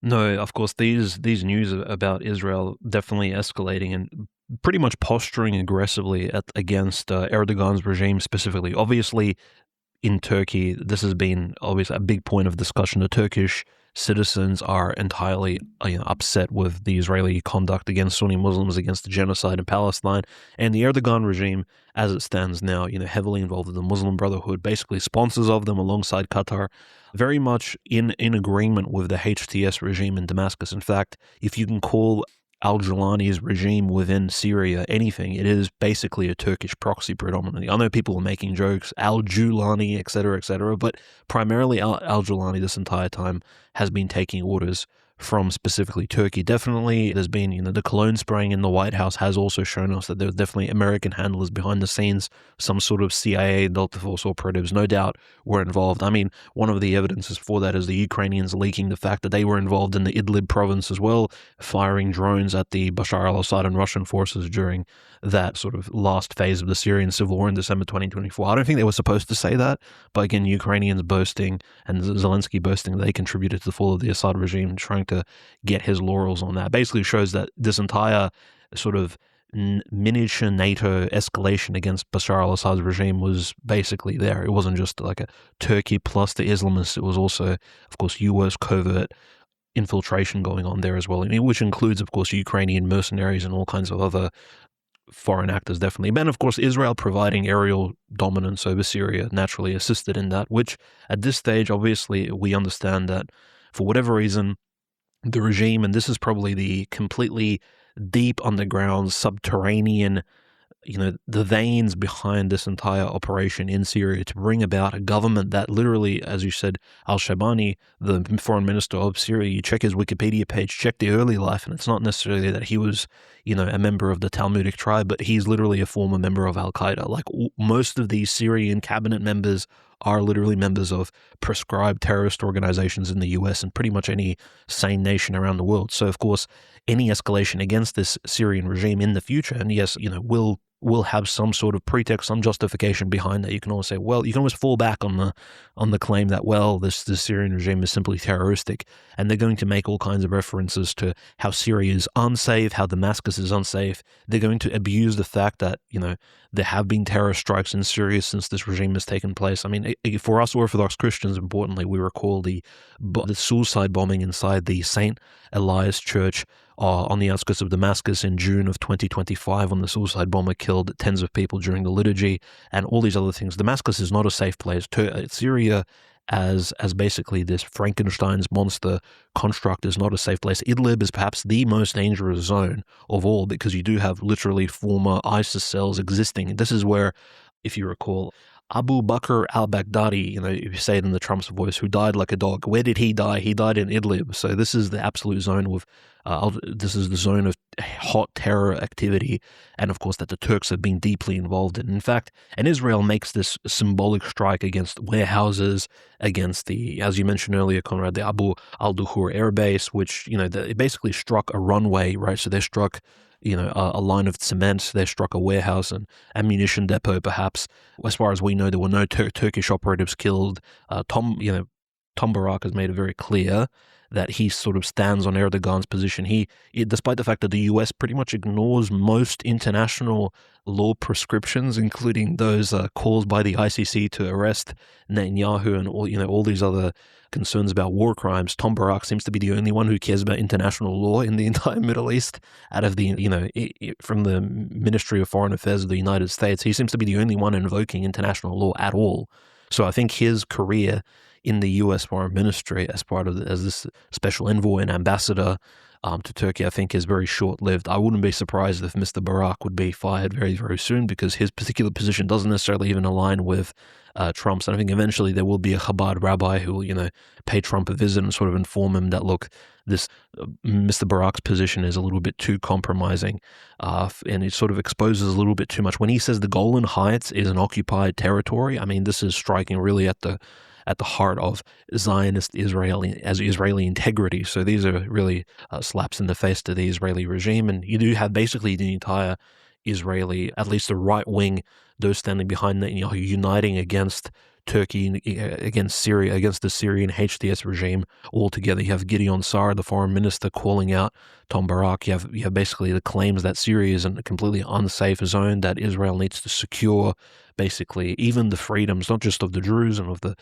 Christians, the minorities. I know how ironic that does sound given the recent killings of Christians in Lebanon and Palestine and other places, the indiscriminate expansion of West Bank settlements into ancient Christian villages, etc. But these people are hypocritical. They have double standards. They will continue to push their agendas. That's why shows like ours are so important, because you need to call out the hypocrisy of the enemy and basically draw a direct line between their Machiavellian schemes and the reality taking place. So it's just very clear, Conrad, that this was a shot across the bow, really, the attack on the Abu Al-Duhur airbase. This was like the first sort of recent strikes against this new Syrian regime at a time when, as I mentioned, the Frankenstein's monster the stitches are being taken out.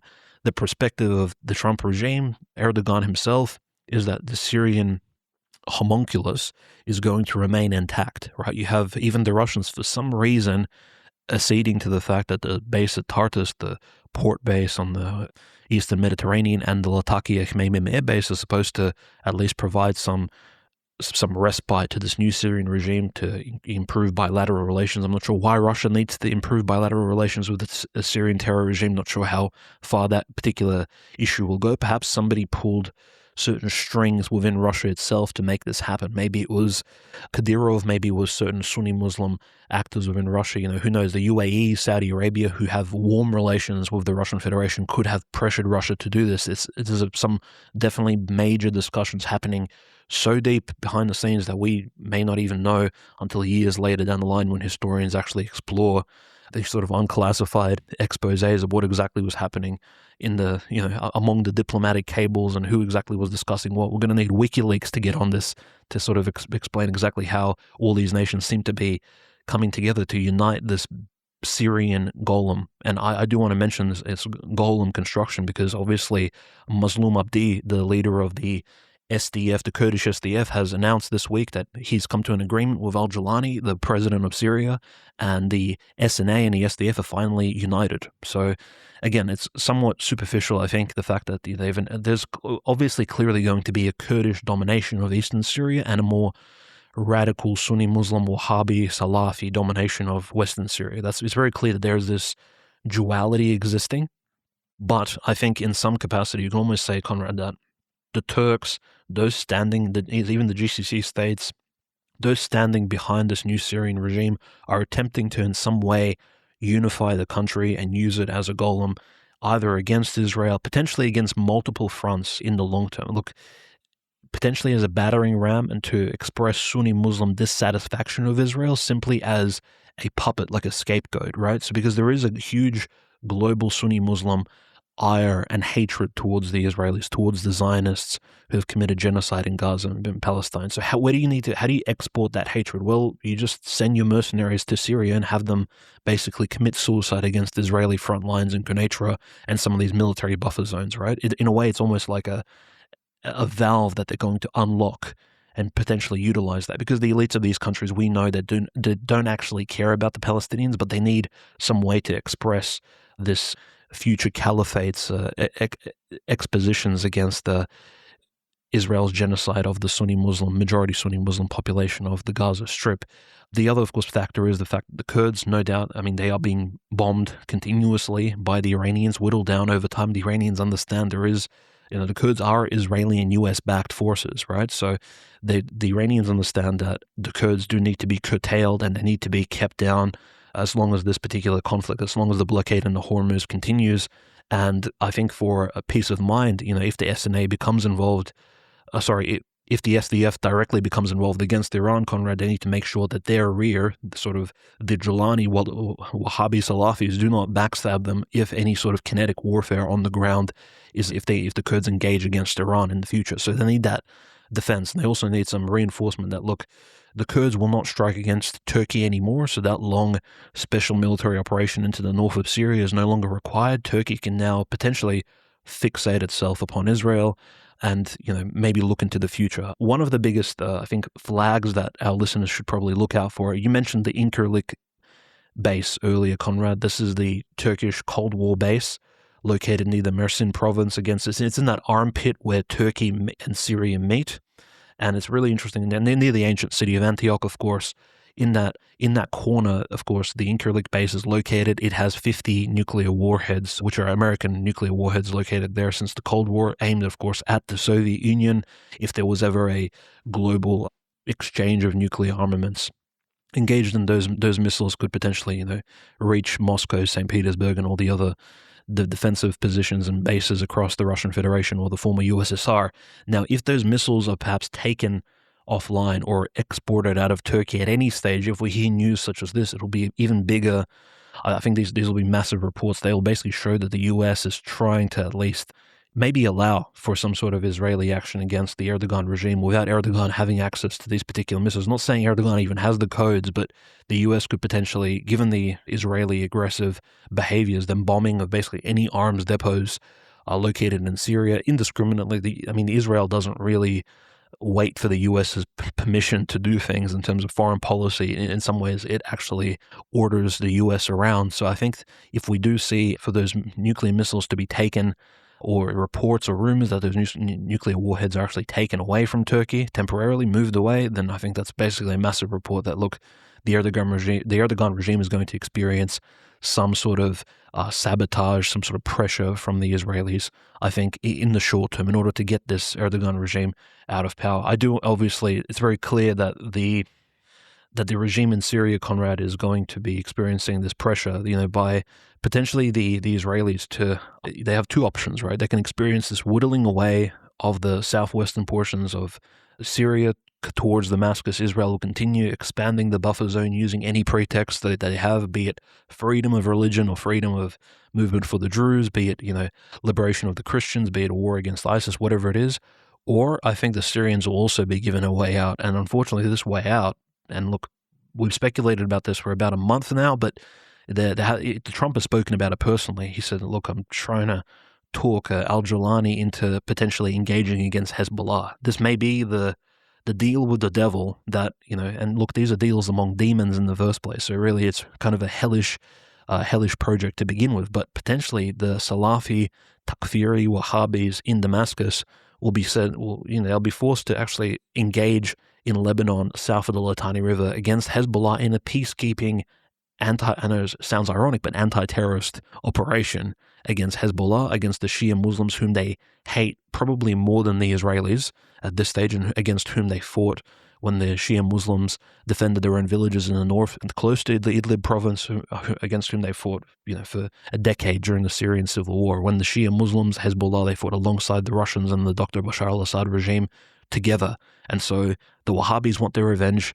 Israel may present to them this option. Look, it's either Israel pushes forward and takes further territories, pressures the Syrian regime more, or now that Syria has finally established some sort of solidarity, which again, as I said, it is a Frankenstein's monster construct, they can use this opportunity to, again, fight against the mutual enemy of Israel, which is the Shia Muslims of southern Lebanon, one of the last bulwarks of basically any sort of semblance of geographic sovereignty in the Eastern Mediterranean, one of the only forces which actually has the ability and the willpower to stand up against the Zionist genociders of the IDF. So it's the incredible pressure really upon the Syrian terrorist regime, but we have to understand that just like the Zelensky regime in Ukraine, Kiev, Conrad, I don't think they necessarily, these former Al-Qaeda members, really have any real degree of independence. At the end of the day, this could be even an opportunity for Erdogan to, somewhat distract the Sunni Muslim world by basically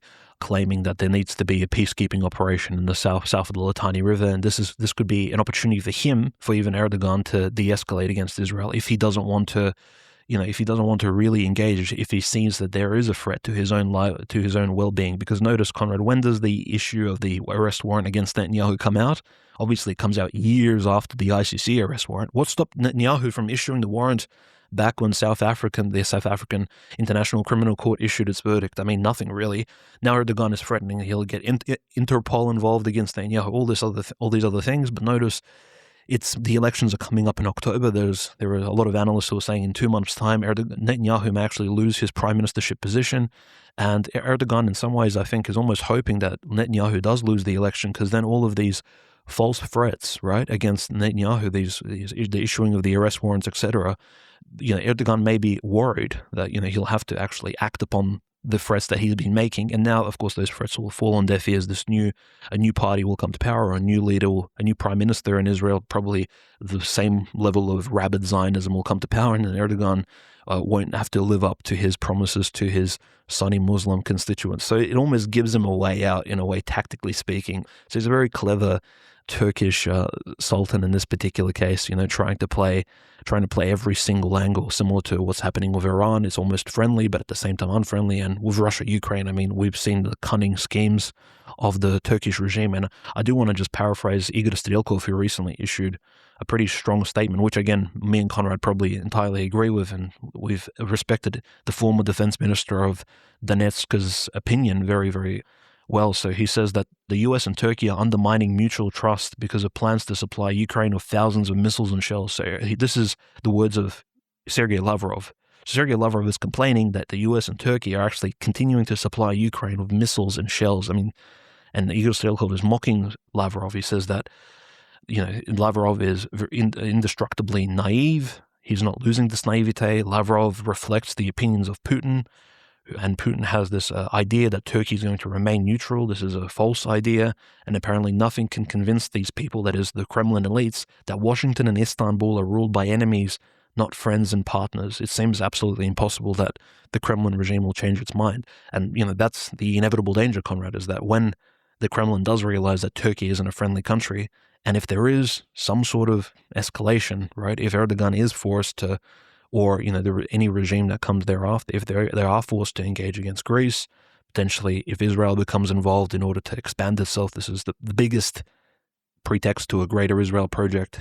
Maybe then Russia will finally open its eyes almost at the wrong moment and engage against the Turks, on the multiple fronts in which the Turks have been involved in, and so many pressure points between the two countries. This will be absolutely cataclysmic. It'll lead to, many Christians to be killed, and even many more Sunni Muslims. And again, the Middle Eastern war against Iran will seem almost like an entree to this major, feast of destruction and death that will definitely ensue very soon, I think, after these particular steps are taken by these countries. So I think, very unfortunately, Conrad, we do see Erdogan trying to signal some sort of stalwart Muslim unity point here, and we do see the Syrians following in line. But Israel, I think, has made it very, very clear they want Erdogan out, and they want potentially for Greece to, pay the bill in terms of Turkish aggression first. They don't want the Turks to aggress against the Zionist state. They want potentially the new Kemalist regime that will come and replace Erdogan, that almost beat Erdogan at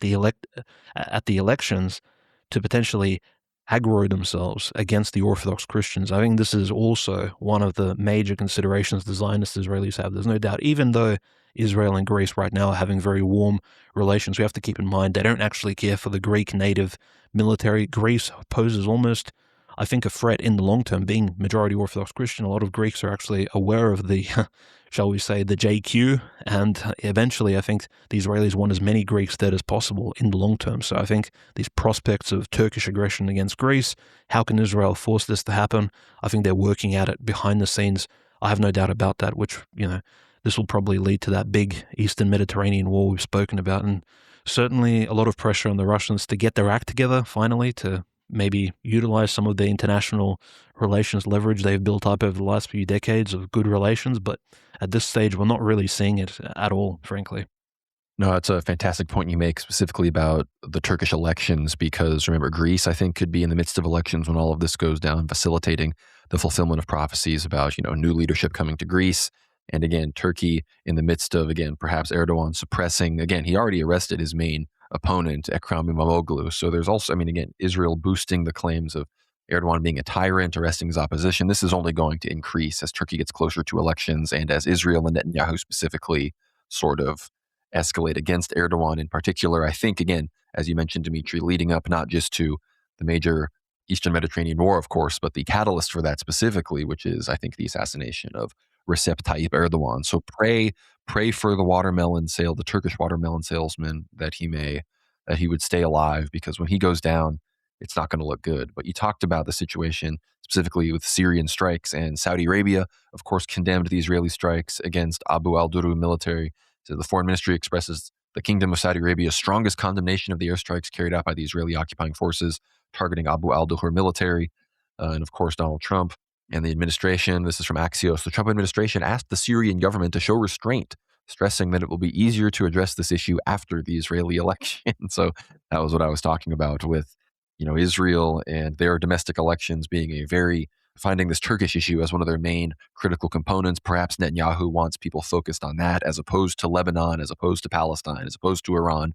And if so, perhaps that would be an intelligent strategy. It's funny looking at the different Israeli news outlets, how they're discussing Turkey. You have Israeli Channel 13, who are more opposition aligned, more aligned with the IDF, less aligned with Likud and, the more radical settlers and whatnot. They say, we cannot fight a war with Turkey. We can't afford a new front. Meanwhile, you have Israeli Channel 14, who are basically a Likud mouthpiece, and they're just saying, kill Erdogan now. He's anti-Semitic. Like that's the rhetoric we're getting from, I guess, both sides of the Israeli political spectrum. And from another nationalist outlet, I-24, we have this just in the past few minutes, actually.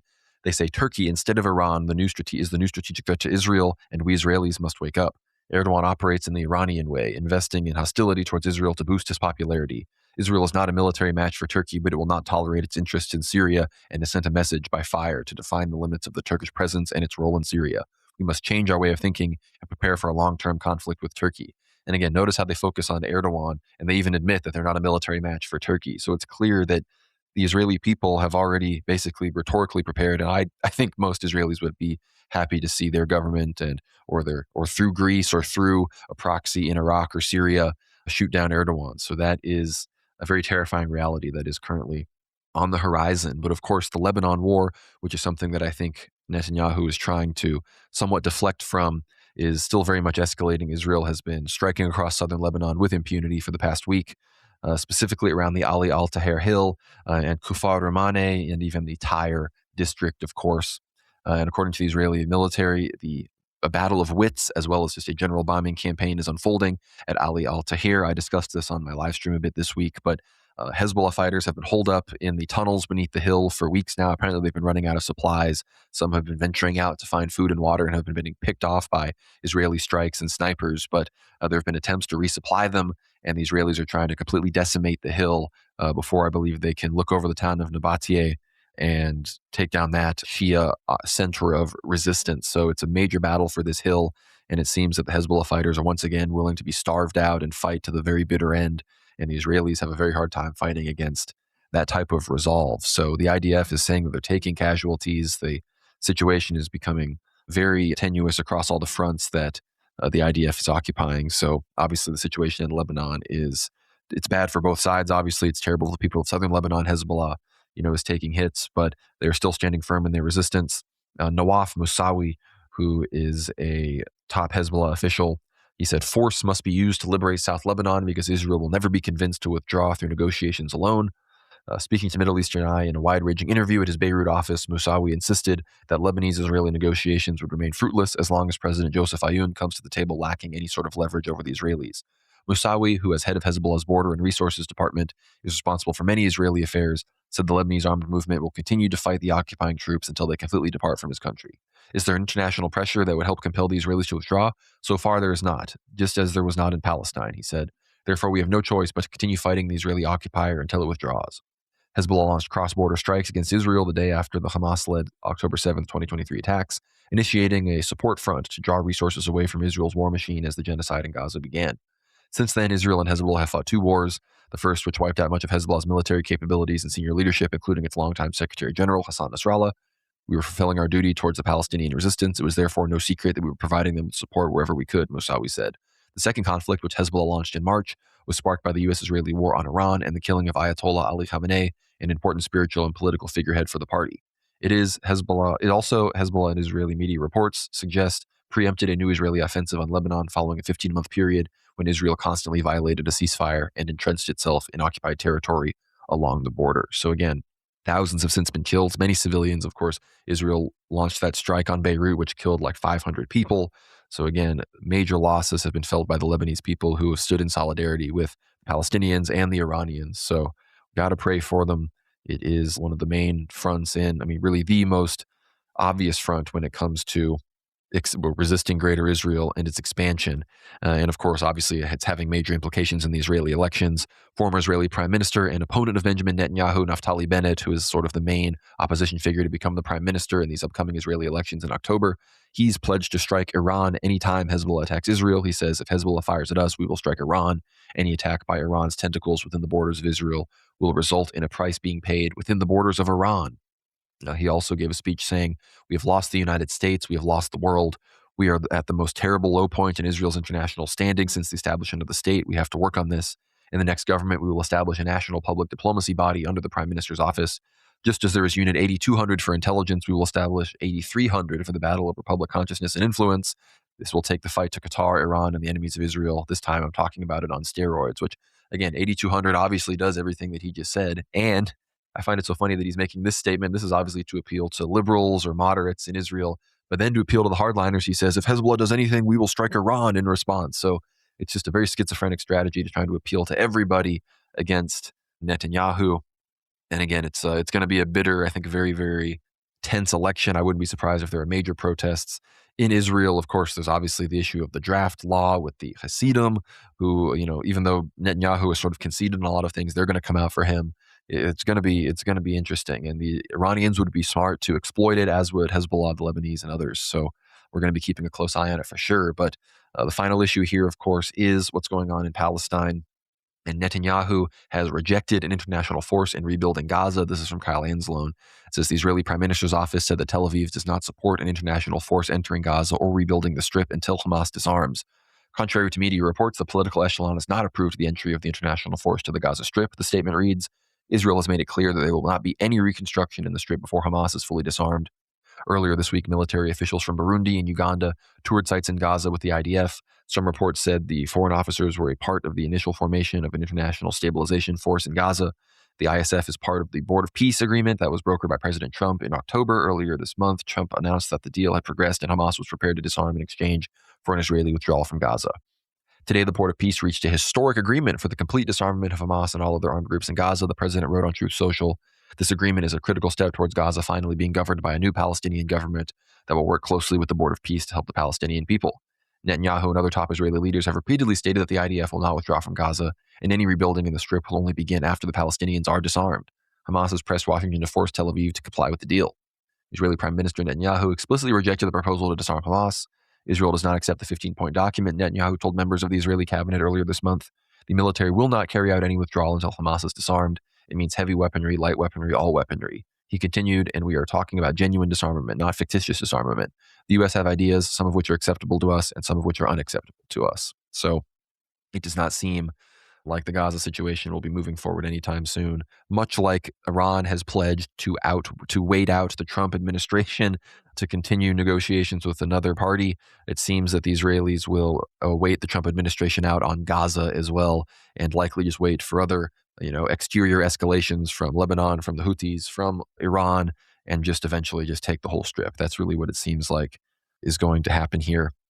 Of course, with the situation in the West Bank, we have big news this week as well that Israel is advancing the controversial E1 settlement plan in the occupied West Bank, inviting bids for more than 1,200 housing units near Jerusalem. The project would connect East Jerusalem with existing Israeli settlements while effectively dividing the West Bank between North and South, which would further undermine the territorial continuity of a future Palestinian state. Leaders of the United Kingdom, France, Germany, Italy, the Netherlands, Canada, Norway, Australia, New Zealand, Sweden, and Belgium released a statement condemning the plan, calling it unacceptable. Israel maintains that Jews have the right to live in the area. So again, the West Bank continues to become just another place where Jews can really, I mean, really, if it's just for the most evil type of Jews to go and do sadistic, violent things against, the Goyim. And of course, Dimitri, you mentioned the Greek population. Of course, obviously the Palestinians are enemy number one these days. But the Greeks, despite being in Cyprus and being this ally of Israel, look, there are Greeks in Jerusalem. There are Greeks in these places that call themselves Romans.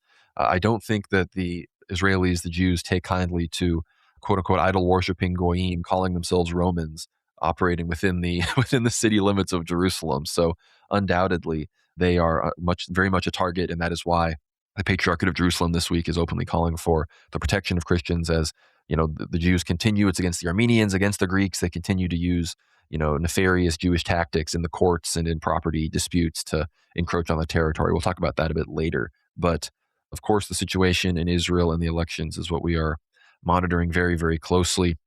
Of course, we mentioned the Azerbaijani oil situation. Again, another way that Turkey could really impact the elections in the Zionist entity occupied Palestine would be to force Azerbaijan to stop being this gas station that, of course, it exists for Israel. And Israel, of course, delivers its weapons to Azerbaijan to further genocide the Armenian Christian people, of course, which Israel also does in Jerusalem. So with all of that, Dimitri, I would love your thoughts on everything going on in Palestine, in Lebanon, domestic Israeli elections, and obviously the Azerbaijanis, besides just being the Israeli gas stations, seem to continue deteriorating their relations with the Russians. But before we talk about that, I'd love to hear your thoughts on the Eastern Med before we move elsewhere. Yeah, unfortunately, Israel has, despite all of the calls by Jared Kushner, for example, his visit recently to Jerusalem, his apparent discussion behind the scenes of Netanyahu, none of this, of course, is made public. These calls for sort of a plan to disarm Hamas, it's something that Netanyahu really disagrees with. I don't think Netanyahu actually sees that as a plausible plan going forward. He doesn't believe that Jared Kushner and Steve Witkoff, the sort of Trump de-escalation option, is actually plausible at all. So I think Netanyahu has a very different idea of how to deal with the sort of so-called radicalized factions of the Gaza Palestinians. He believes that obviously the deep police option of the Gaza Strip is the only way out, and the entire board of peace, that has been advertised all throughout 2025 as the Trump's winning option of actually bringing peace to the Palestinian people and to the Israelis, to the Holy Land, has of course turned out to be almost entirely a fraud. And I think recently we can sort of see this as Jared Kushner no doubt has returned to Washington to report to Trump with his tail between his legs. And frankly, until we see Jared Kushner on, for example, the Tucker Carlson network giving an interview explaining what exactly has taken place in these recent discussions, yeah, at this stage we just have to believe that this Trump Board of Peace project has basically turned out to be entirely a failure. And it's very clear that almost none of the BRICS countries are actually, besides those, of course, that are expressly Islamic, have any concerns for the Palestinian people, nor even for what exactly is taking place in Lebanon. We see, obviously, the recent discussions between the US and China almost do not bring up this peace in the Eastern Mediterranean at all. I just want to mention that because, amidst all of the escalations happening in the Middle East, there's clearly Trump is attempting to bring China into some sort of solidarity with his ideas of what the Middle Eastern outlook should look like. In some ways, we don't really see a deep interaction between the Netanyahu government and the Chinese and the People's Republic of China, but I think that interaction is definitely happening through the Zionist lobby in the Trump administration. I say this because Xi Jinping is scheduled to visit the US, I believe, on the 23rd, 24th of September, so exactly in 1 month's time. And clearly the other factor is that there are no American aircraft carriers at the moment in the Pacific around China anywhere, because all of these massive rotations have left basically Taiwan entirely exposed. But there really hasn't, the analysts have basically said that Taiwan really isn't a threat at the moment, simply because of that May 2026 Trump visit. And who did Trump visit Beijing with, Conrad, if you recall? It was a bunch of basically Ashkenazi left-wing Zionist CEOs of all these major corporations. And it was, if you have a look at the list of the major businessmen, major U.S. oligarchs, let's call them what they are. Many of them have, of course, Jewish backgrounds, and of course, no doubt about that. This idea that China will step in any capacity to sort of, or Russia will step in to defend the innocent people of Lebanon and Palestine in any time soon, as two major military powers outside of the U.S., I think, is definitely a pipe dream. At this stage, we don't see any inclinations to this effect. The best China has been doing at this stage is obviously providing its support to Iran, and then Iran naturally has to make a decision to defend the innocent people of Palestine and Lebanon. So it's only through multiple degrees of separation that China has been heavily involved in this particular issue in the Eastern Mediterranean. So it's very, very sad, because we do see naturally the ever-present Israeli threat of genocide sort of hovering over the Gaza Strip at this stage, because this 50-day, obviously there was the exchange of bodies, exchange of hostages. That has already happened. There aren't any more hostages in the Gaza Strip. This is a major deal. Most of the Hamas militant leaders that we saw coming to prominence since October 7th have in fact been killed. There is actually a clear idea of who exactly is leading Hamas on the ground in the Gaza Strip, and no doubt about that, there are, of course, militant leaders probably with long-standing histories of collaborating with Mohammed and Yahya Sinwar, etc., and probably their proteges, but we don't really see them making any public appearances, etc. So Hamas is very much somewhat gone on the ground. Perhaps they are licking their wounds, perhaps they are rearming, noting that 60% of the Strip or so is under the control of the Israelis, but we have no doubt about that. Israel will be planning a new beheading strike, no doubt, in the near future. As soon as there is any inkling of any Hamas missiles flying out of the Strip again, similar to what Hezbollah has been doing in recent years in retaliation for Iran, for the Palestinians, I think Israel will be swooping in as the sort of carrion bird swooping in for the kill. So it's really unfortunate what's happening here, and clearly at this stage the Lebanese people and the Palestinians, I think, are left on their own, basically to their own accord. So I say this because clearly, despite their co-religionists existing in many wealthy countries around the Middle East, be it the GCC states technically should be supporting the Sunni Palestinians, be it the Shia Muslim states such as Iran. Iran is the only one really, alongside the Houthis, who are supporting the Shia Muslims of southern Lebanon, south of the Litani River. But the other Shia Muslim country, Conrad, that is in fact supporting Israel, as you said earlier, is of course Azerbaijan. And I think Azerbaijan is probably one of the strangest country in the Middle Eastern geopolitical mosaic. We need to mention this because we speak about Erdogan's mission after the fall of the USSR, to sort of integrate Azeri elites into this Turkish sphere of influence, to build this Turkish belt, etc. But I think what Erdogan doesn't really, I mean, no doubt he appreciates this, but many, not our listeners necessarily, but many people who analyze the situation, they don't see there are inherent differences between the Azeris and the Turks. And that's because not only is there a religious difference, but also the Azeris, and I say this, through even personal sort of anecdotal experience, the Azeris are very deeply integrated into not just the mountain Jewish communities, but some very deep Ashkenazi business circles within the Russian Federation, within Israel. The connections between Azerbaijan and Israel, they run so closely. I mean, there's some consideration to be had that Azerbaijan really sees itself as a sort of almost new heavenly Jerusalem type 2.0 project, I think. We've mentioned this in our episode with Dr. David Patrick Harry, how specifically Azerbaijan has these entire locations designated, and to the memory of Khazaria, there's all these sort of esoteric links behind the scenes. The recent bombings of the Wildberry warehouses, I think, is an interesting note, because one of the major owners of Wildberries is a Russian firm named Rus, R-U-S-S, which again sounds very based in Russian, but in fact, one of the owners of Rus is a mountain Jew with connections to Azerbaijan and the Caucasus, Suleiman Kerimov. He's a Russian oligarch. He's also a Russian senator as well, and it's just really curious how the Azeri sort of Ashkenazi mountain Jewish elites, they do control that country. There are deep ties to the KGB, these former basically Cheka level elites who have killed not just Christians but also Muslim dissidents within Azerbaijan for decades. All throughout the Soviet Union, Azerbaijan was a KGB forward base of operations, right? And consider that Turkey was part of NATO, and this was part of like the Cold War Soviet bloc. So Azerbaijan has some prior investments, even before their friendship with Erdogan, with some very deep, I would say very destructive Jewish power circles, and I don't think they've actually lost that, which is why, very curiously, if anything, Azerbaijan has this almost like 1950s late Stalin regime-esque relations with Israel. It's very, very unique and curious, and I say this because, recently Azerbaijan has also issued arrest warrants and has basically issued charges, has charged 3 citizens of the Russian Federation, and these are very based men, and I'll mention this. In fact, they are somewhat even connected to, dare I say, a few degrees removed, but they are connected to Jay Dyer, and I'll say exactly how. So Azerbaijan has issued arrest warrants for 3 Russian bloggers. So these are equivalent to Russian like Substackers.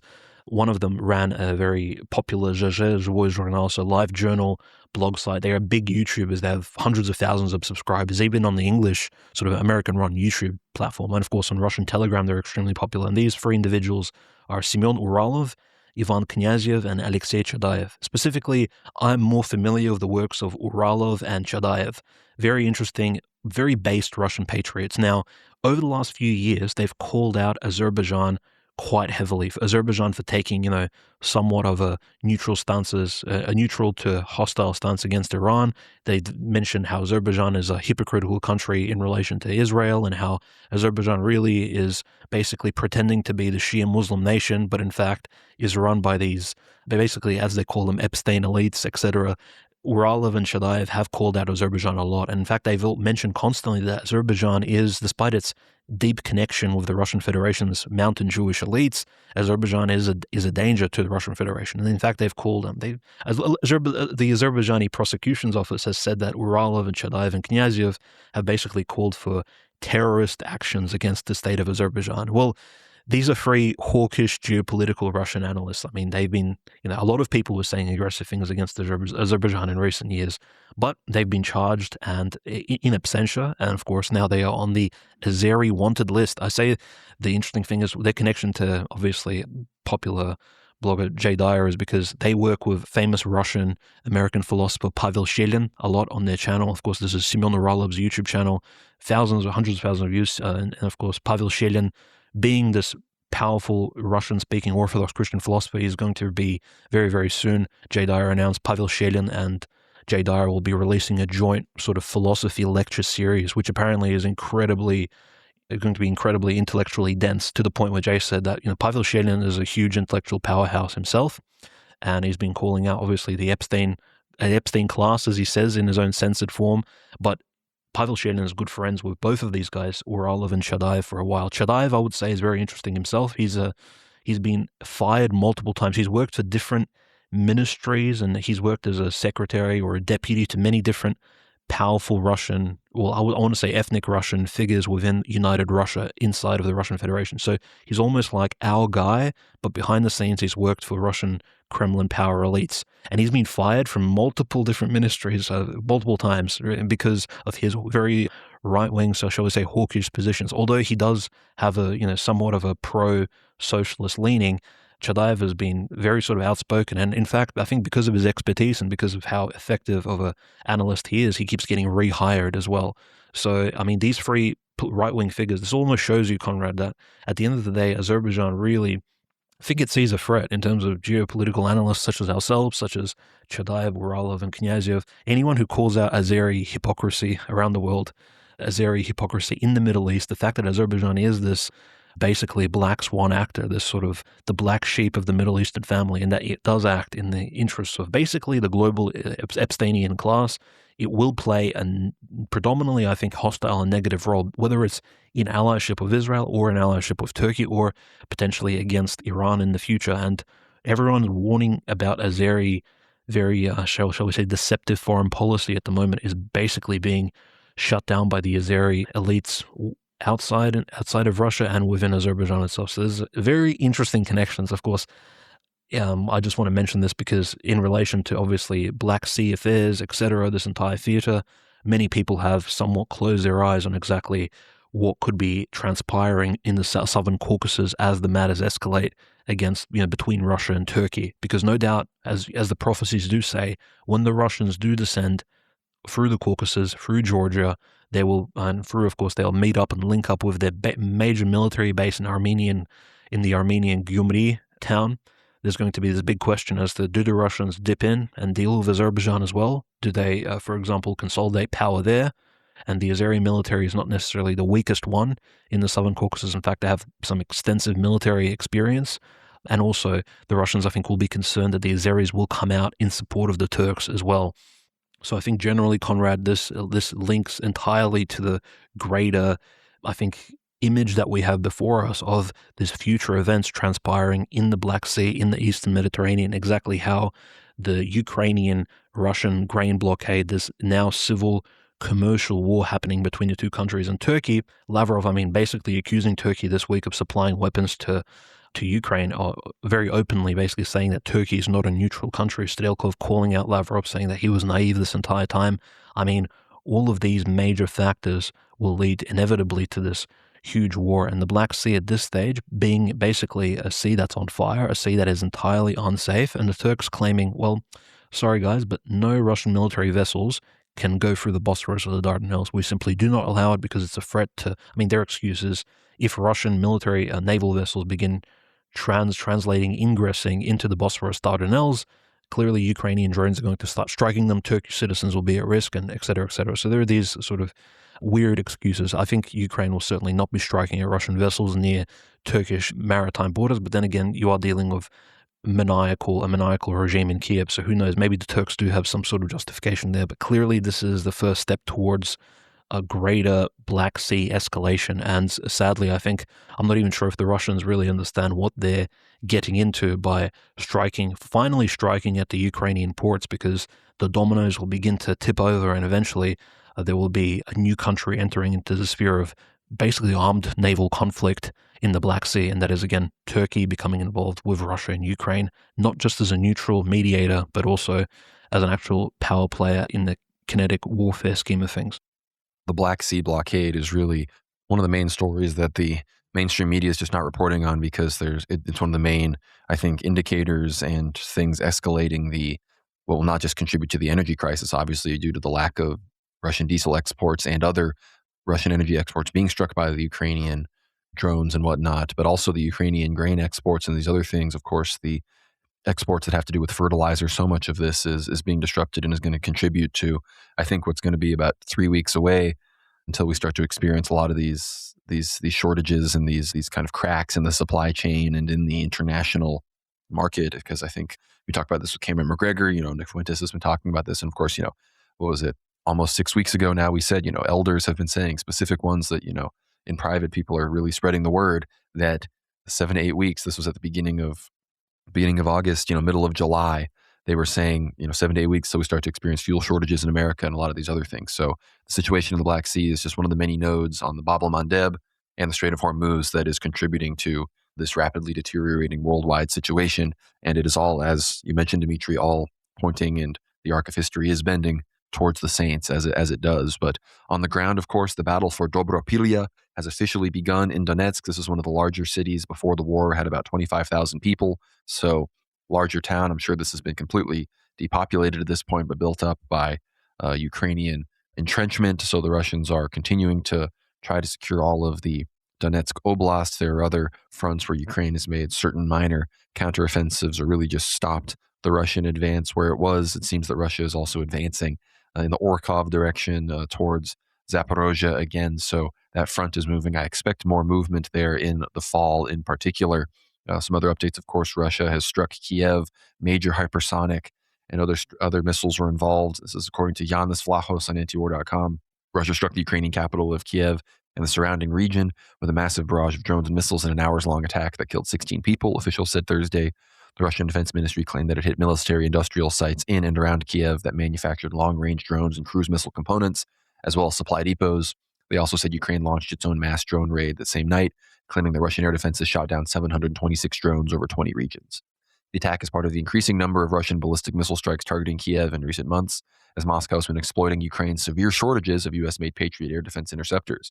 According to the UN, Kiev was the hardest hit Ukrainian city in July, with at least 54 civilians killed and 202 injured. Ukrainian President Zelensky has pleaded with countries to send more Patriot interceptors, which is the only weapon system in Ukraine's arsenal capable of neutralizing Russian ballistic missiles. However, global stockpiles are limited, with the United States in particular having burned through most of its arsenal in Iran. Several EU member states, such as Germany, Poland, and the Netherlands, claim their stocks are too low to give away. U.S. President Trump stated in July that he would give Ukraine a license to domestically manufacture them, but later backtracked and expressed hesitancy. Ukraine has renewed its own long-distance strikes against Russia, including against oil refineries in Nizhnekamsk and Volna, and hit Moscow in a recent attack involving over 600 drones. Ukraine has also been targeting facilities operated by Wildberries, a major Russian retailer, in an effort to disrupt Russian society and military supply.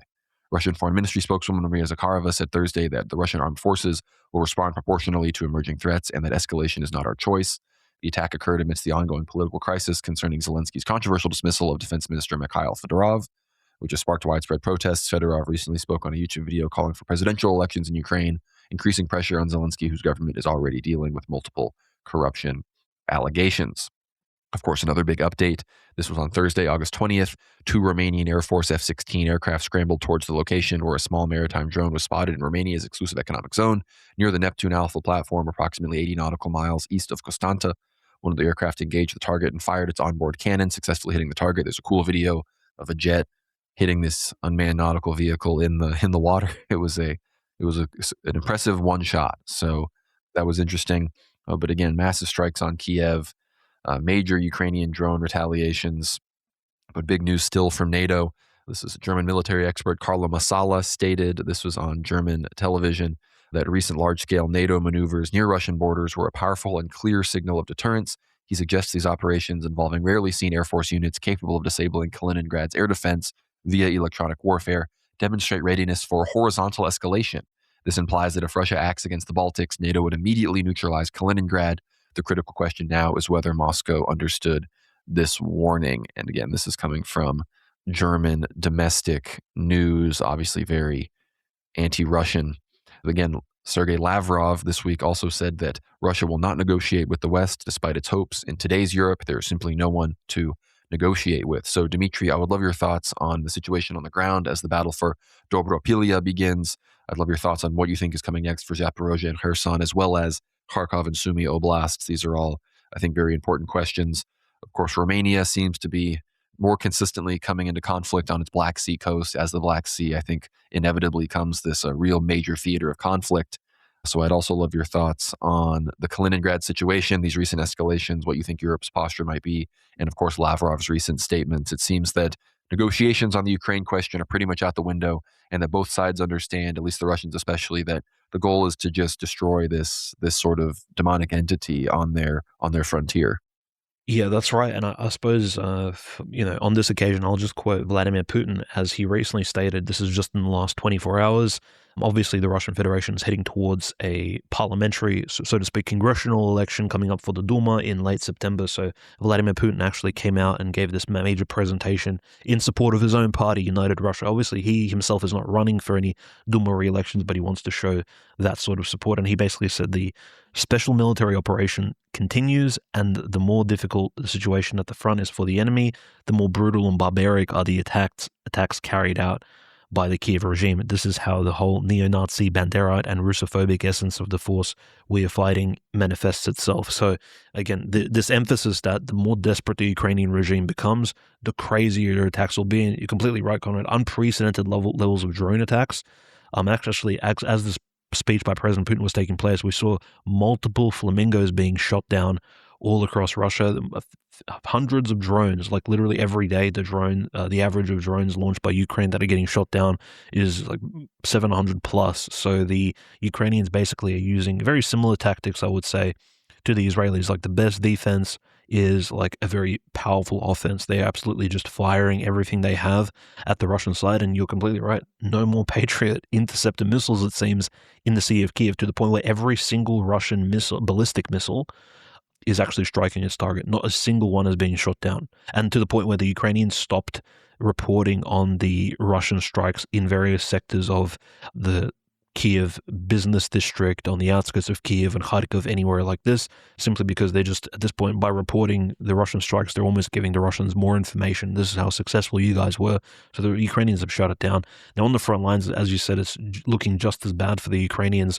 There's been this false announcement that the Ukrainians have moved towards Alexandrovka in the Donetsk People's Republic, that they've sort of made movements towards Orekhov in that particular vicinity. So the Ukrainians are apparently taking back land into the Dnipropetrovsk region. But I need to mention, they claim they had a counteroffensive in the last month that was top secret. But I think what's really happening is, and Valery Shiryaev, a Russian geopolitical analyst, said correctly that what's happening is the new commander of the Ukrainian armed forces, anticipating that Druzhkovka, Slavyansk, and Kramatorsk are about to be besieged. The Russians are attempting to reach these three cities by the wintertime in order to secure themselves on the footsteps of these particular cities to begin this urban warfare that we saw in all the other major sieges of this special military operation. As the Russians approach these cities and they're right there on the cusp, the Ukrainians are actually not, they're simply transferring forces from Zaporozhye, from Dnipropetrovsk into these free cities, and Doropati, the general, the new commander of the Ukrainian armed forces, is basically just reinforcing the already established Ukrainian defensive positions by moving forces from one front line to another. So the whole Orekhov-Alexandrovka front line was completely false. But on the Russian side, there's obviously a huge conglomeration of armed forces. We can only estimate probably 300,000 plus Russian personnel, including obviously all the different servicemen, artillerymen, infantry, etc., are gathered at the nexus point of these three major cities. We have the northern group coming up from the north. This is a northern army group of the Russian Federation, Liman, approaching Slavyansk, and obviously the Severny Donetsk River, as well as the Svetogorsk Monastery located there. You have the central group, which you mentioned, Conrad, is going to be taking Dobropilya very, very soon. And you have the southern group approaching from the south towards Druzhkovka, Kramatorsk. And of course, they're coming out from the already conquered and liberated Konstantinovka. So you have 3 army groups out of 5 approaching this last Ukrainian bulwark in the Donetsk People's Republic. So probably well over 50% of the Russian armed forces that are engaged in any sort of conflict are basically consolidating themselves. And at the same time, you do have the Western Russian group fighting up there in the north near Kupiansk. Kupiansk is pretty much almost taken. In fact, some of the footage shown of Kupiansk is completely horrific. We spoke about Kupiansk earlier this year when the Russians were taking it, but the Ukrainians just kept sending waves of reinforcements into the city. Now, Kupiansk from the air does appear to be something like Stalingrad in 1943, completely decimated, like churches destroyed, shopping centers destroyed, infrastructure completely leveled. I'm not even sure if the city can even be practically rebuilt. It looks completely horrific, similar to certain cities that we saw in Syria after the civil war.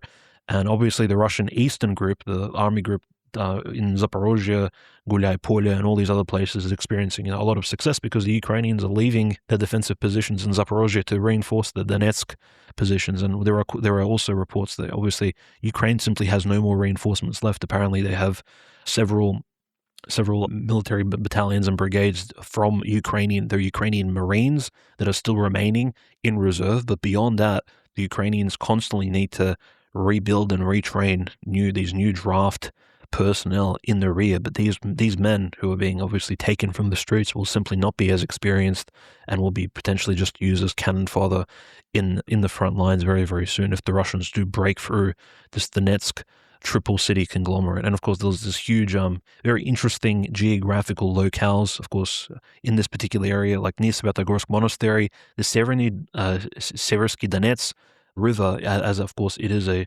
tributary of the greater Don River located in the east. It has all of these canals running through it, which were used to, of course, water the farmlands located nearby. But all of them in the last 10 years have been essentially dried up because obviously no one's really farming in this no man's land territory. And so these canals, there are huge underground subterranean pipes located as well for waterways. Those pipes could be used for, as we saw, special military operation deployments like we saw in Suja, and the trenches themselves that were used for the water naturally create these basically geographic obstacles which can be used, I guess, defensively or offensively, but certainly tanks cannot drive through them, armed carriers of troops cannot drive through them. There's a lot of interesting positions, and of course, the major defensive hub for the Ukrainians is located between Slavyansk and Kramatorsk. There is actually a hilltop called Karachun Hill, so probably an old Tatar Mongolian name, stemming back to when the steppes people still ruled over this particular land. Who knows, maybe Kumans, Pechenegs, or whatnot. Karachun Hill, 160-meter hill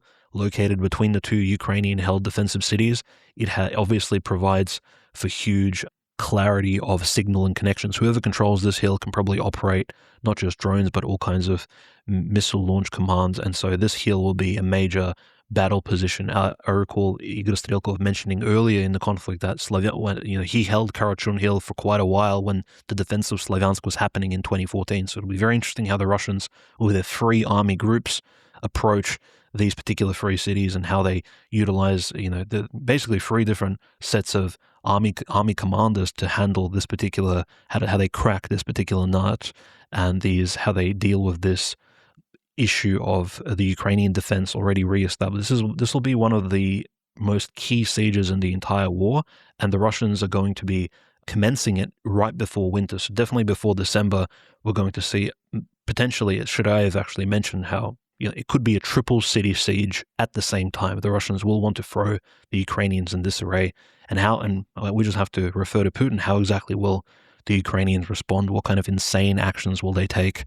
What kind of terror will take place across the Russian land in a response, because the Ukrainians cannot be defending themselves, I think, effectively enough. And naturally, Zelensky is not coming to the negotiating table anytime soon. So very, very dark portents for the near future, I think, in this particular war. But the Russians naturally are succeeding. All of the cope coming out of Ukraine, or their media, I think most of the time, if you fact check it correctly, you'll come out to be false reports about Ukrainian counteroffensives or success. The Russians are well and truly 5-6 kilometers away from any of these major defensive positions in the Donetsk People's Republic, lands which you, Conrad, have traveled around, and naturally all of those particular areas will be soon proven safe for civilians once the Russians definitely take and liberate these territories. So huge achievement, I think, for the Russian armed forces as they sort of cement their victory and head forward towards new opportunities, and definitely some of the most fiercest battles we have seen in recent years. Oh, undoubtedly. And of course, Iran and Russia seem to still be closely collaborating. But, Russia, we've mentioned it many times, despite the NATO desire to take Kaliningrad, and it seems they want to almost bait Russia into doing something in the Baltics, at least the Gunther Fellinger types who, remember, Gunther Fellinger is now running for president of Austria. If you are dedicated to the cause of expanding NATO and expanding Zog, then vote Gunther Fellinger for president in Austria. I guess that's going. But, notwithstanding Gunther Fellinger types' desire to drag Russia into a conflict outside of its sphere of influence, of course, which is Ukraine, Belarus, where Russia is clearly willing to draw a military red line, the Russians are not striking Romania. They're not striking Poland. They are not striking these places that are supplying Ukraine with infinite ammunition and, I guess, less and less Patriot missiles these days, but still the bullets, still the fuel, still the humanitarian aid that allows Ukrainian society to withstand the overwhelming barrage that they continually face from Russia. That is all being supplied from outside its borders. And of course, Iran obviously has struck all of the countries in its vicinity that aren't just Israel and the United States, all the countries that facilitate U.S. warfare against it, Zog warfare against it. And again, just while we're recording this, Mohsen Rezaian, Iranian Secretary of the Supreme National Security Council, again, someone I posit as one of the current three most powerful people in Iran, he says, we're telling all neighboring countries not to participate in the economic war alongside the U.S. Otherwise, we will consider them enemies. We're not seeking to expand the war, but if countries around Iran cooperate with the Americans in the economic war, we will strike their interests. If countries around Iran join the Americans in the economic war, not a single drop of oil will leave the Persian Gulf or the Strait of Hormuz. We will also target other routes through which oil is exported from the Persian Gulf. And again, they've also threatened to strike Cyprus, Bulgaria, these other places. If Iran is willing to strike Bulgaria or Poland or one of these places before Russia is, I think, and don't get me wrong, I support the Russians. I've been there. It is a very serious operation they're doing there, but it shows you that the Iranians are truly fighting a civilizational battle for survival against world Zionism and I think the Jewish menace, whereas Russia, I think some of their more oligarchic interests have turned what should have really been a civilizational battle for the interests of the Christian Slavic people in Novorossiya, Crimea, these other places, turned into sort of a protracted war that didn't disrupt the economic interests of oligarchs too much, and maybe made certain people a lot of money as sort of a restitution for the economic damage that was done to the general oligarchic class. So again, hopefully patriotic voices in Russia will continue to wrest the reins of the SMO, as it still continues to be called for some reason, out of the hands of these people and make it a more serious and focused operation. And of course, these are the people on the ground that want something like that to happen, and it is them that are continuing to advance on the ground. It is only because of the patriotic Orthodox Christian Russians that the battles have even been won at all. So we can take solace in that, but I think it's an interesting dichotomy, to say the least. But before we start to talk about our last stories and move to Asia, interesting news from Europe. This is from RN, Rerum Novarum. Defying the EU's wishes, Spain is transferring 500 migrant women to mainland Spain from the invaded enclave of Ceuta. According to the Minister of Inclusion, Social Security and Migration, Elma Saiz, these women came in during the invasion waves of July 30th to 31st, and some have been subjected to sexual assault or rape by their fellow invaders. So again, the claim that only like a few hundred or 1,000 or so remain from the invasion seems to be fake. They're moving 500 women. We've seen the videos from Ceuta that show tent cities, people burning stuff and whatnot. And there was even another attempt to storm the enclave. So it's clear that the Spanish authorities do not have a handle on the migration situation. And it's clear, I think, that pressure from Morocco is continued as the U.S. and Morocco, I think, are waging a continued campaign on behalf, I think, of world Jewry and Zionism to seize Ceuta for Morocco, secure the Strait of Gibraltar alongside with the UK for more globalist interests. So that's what's going on. That's the Ceuta update. But moving to Asia, of course, North Korea has conducted its third missile test this month. This is from Kyle Anzelo. North Korea test-fired several short-range ballistic missiles as the U.S. and South Korea are engaging in war games. The South Korean military reported the North Korean missile test on Thursday. The missile launch occurred after President Trump requested a meeting with Supreme Leader Kim. When asked by a reporter if he planned to meet with Kim before the end of the year on Wednesday, Trump replied, "Yes, I will be." The president added that he has a good relationship with the North Korean leader. "I get along with Kim Jong-un very well. He's going to be fine. As long as we have a smart president, he's going to be fine." He continued, "He has 57 very powerful nuclear weapons. Should have never allowed it to happen. They should never have allowed it. If I were president, I never would have allowed it." Pyongyang has not responded to Trump's request for a meeting with Kim. Kim Yo-jong, the sister of the Supreme Leader, said she was unaware if her brother had any communications with Trump. Last year, Pyongyang stated that it would not engage in talks with Washington until the U.S. drops its demand that North Korea give up its nuclear weapons. The missile test occurred as the U.S. and South Korea were engaged in joint war games. Last week, Trump announced the annual war games would be scaled back. "Based on my very good relationship with Kim Jong-un of North Korea, I'm not happy with the fact that the United States has long ago agreed to participate in joint military exercises with South Korea," the president wrote on Truth Social on Sunday. "These exercises are not only costly, with much of these costs paid for by the United States of America, as usual, but send a signal that is totally inappropriate and hostile to a country that, as long as Donald J. Trump has been president, has been unthreatening and respectful." He continued, "Therefore, and based on the fact that it is too late to cancel, I've instructed Secretary of War Pete Hegseth to substantially reduce the joint military exercises."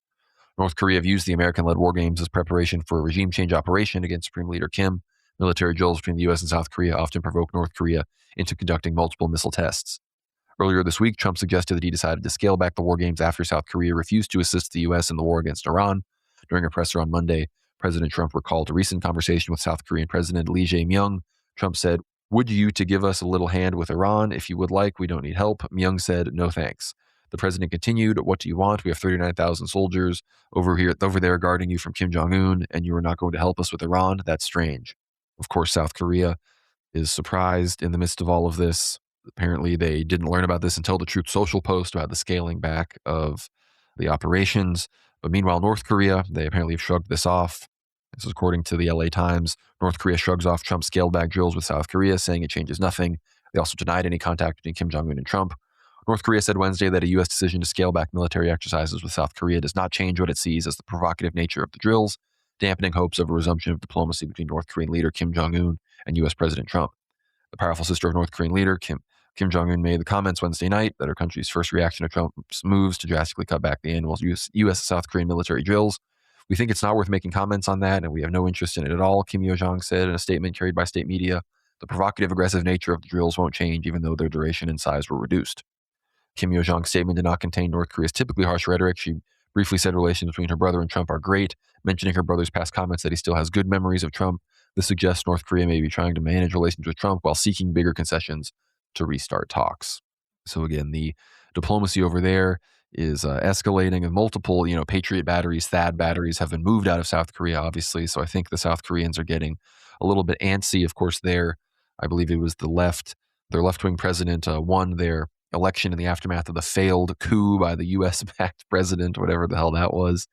So there is some political anxiety in South Korea. They are reacting, I think, there apparently seems to be public shock and soul from Trump's apparently, desire to cozy up to North Korea in the midst of all of this. But, again, the left-wing, the pro-China party in South Korea won. And just a few days ago, Chinese Foreign Minister Wang Yi visited South Korea from August 19th to 20th. It was his first official visit to the trip in 5 years. South Korean President Lee Jae-myung will receive Wang received Wang on Thursday at the Blue House, discussing bilateral relations and regional affairs and conveying his regards to Chinese President Xi Jinping. Wang also held talks at a luncheon with National Security Advisor Wei Sung-lak, where they exchanged views on South Korea-China relations, developments on the Korean Peninsula, and other regional and international issues. Wang also held talks and attended dinner with Foreign Minister Cho Hyun in South Korea. This visit comes ahead of the APEC summit in Shenzhen, which is the Asia Pacific Economic, what I can't remember what the C stands for, conference or council, in November, and is expected to help the countries to review progress in restoring ties and prepare for the next stage of high-level exchanges, the ministry said. So South Korea moving closer to China. North Korea seems, they still want to be friends with Trump. But again, I think once Trump is gone, all the fanciness and meeting with Kim Jong-un in North Korea, that's pretty much going to go away. So I think, it's really hilarious how Trump is cratering everything in the Middle East and the Persian Gulf, and he seems to be sabotaging a lot of relations in Asia as well. So, Dmitry, I'd love your thoughts on what's going on in Asia. Of course, the broader market trends in general, I think, are just interesting. U.S. debt has exceeded $40 trillion for the first time in history after doubling under President Trump and Biden's administration. So that's just crazy. Gold and silver have added a combined $1.3 trillion in market cap after the U.S. Treasury's recent announcements. The Fed can no longer contain yields, and the U.S. government cannot afford higher yields. Asset owners will be the only winners, is from the Kobesi letter. Other news, of course, the Panama Canal is reducing the volume of shipping allowed through the waterway due to the El Nino-related droughts affecting the region. So apparently out of 36 ships currently allowed through the Panama Canal per day, this will fall to 32 starting on September 15th. So again, another choke point being seeing reduction in passage and traffic. We're seeing soaring diesel prices across the United States. So again, we're already in the early stages, I think, of the financial and energy crisis. Dmitry, I'd love your thoughts on the Asia situation, as well as everything going on in the world with the debt and precious metals and energy prices. And of course, U.S. treasuries and whatnot are facing major disasters. The Japanese yen and whatnot is about to collapse effectively. So a whole lot of things going on. East Asia is a major part of it. What are you thinking? Yeah, no, certainly. And, I think in the wake of both Trump and Putin's respective visits to Beijing in May of 2026, there's almost this, there's this opportunity of having China as the economic spokesperson between the two world military powers. There's this understanding that, look, we need to keep the economy more or less churning. Relations need to be more, warm and collaborative in East Asia, especially if the Middle East is falling apart and there's, obviously contested interests going on there, and Eastern Europe is no better.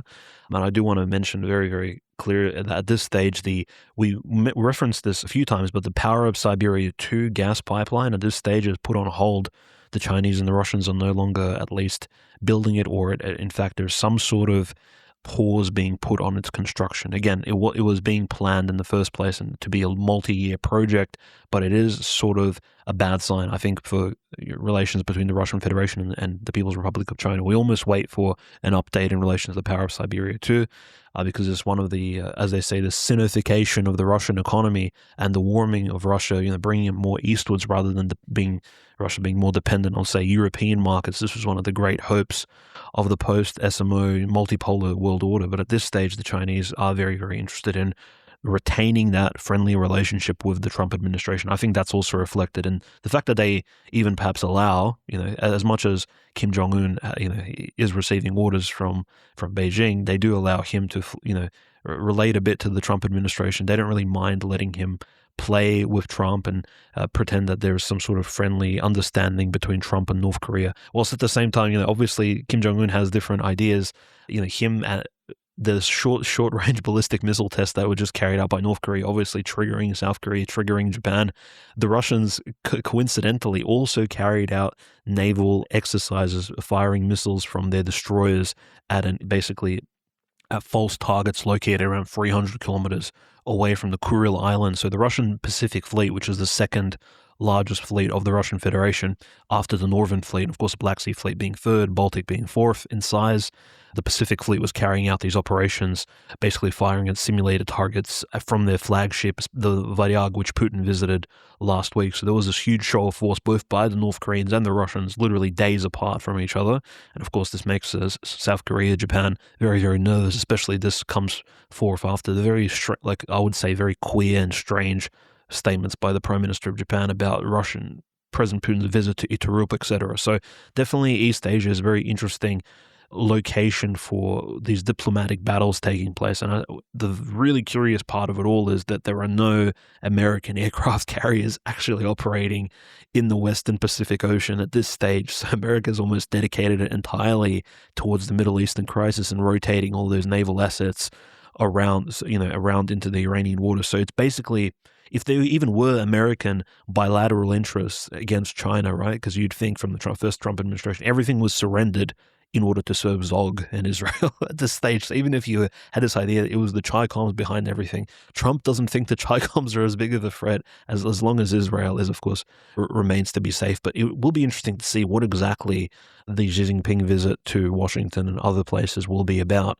when that actually happens. So it'll be very interesting consideration to see, very reminiscent of the Chinese diplomatic visitations we saw during the Biden years as well. Biden basically conceded on almost everything, and we saw some very weak Democrat response to Chinese economic escalation. But Trump, we know, these discussions about tariffs, etc., with China have a huge implication on the markets, almost as big as the blocking of the Straits of Hormuz. I say this because we all recall the cryptocurrency crash of October 2025. So any volatile assets, if there is a new reignition or there is an absence of understanding as we reach this 12-month period of peacetime in terms of tariff wars between China and the US since October 2025, if there is a misunderstanding between the US and China at any stage, you're going to see the most volatile markets in the world really experience huge dips. Obviously, the oligarchs, the major whales, are going to make money off it. The members of the Talmudic tribe are going to short it and then long it on the way up, as they did with the Russian ruble at the beginning of the SMO. We all remember this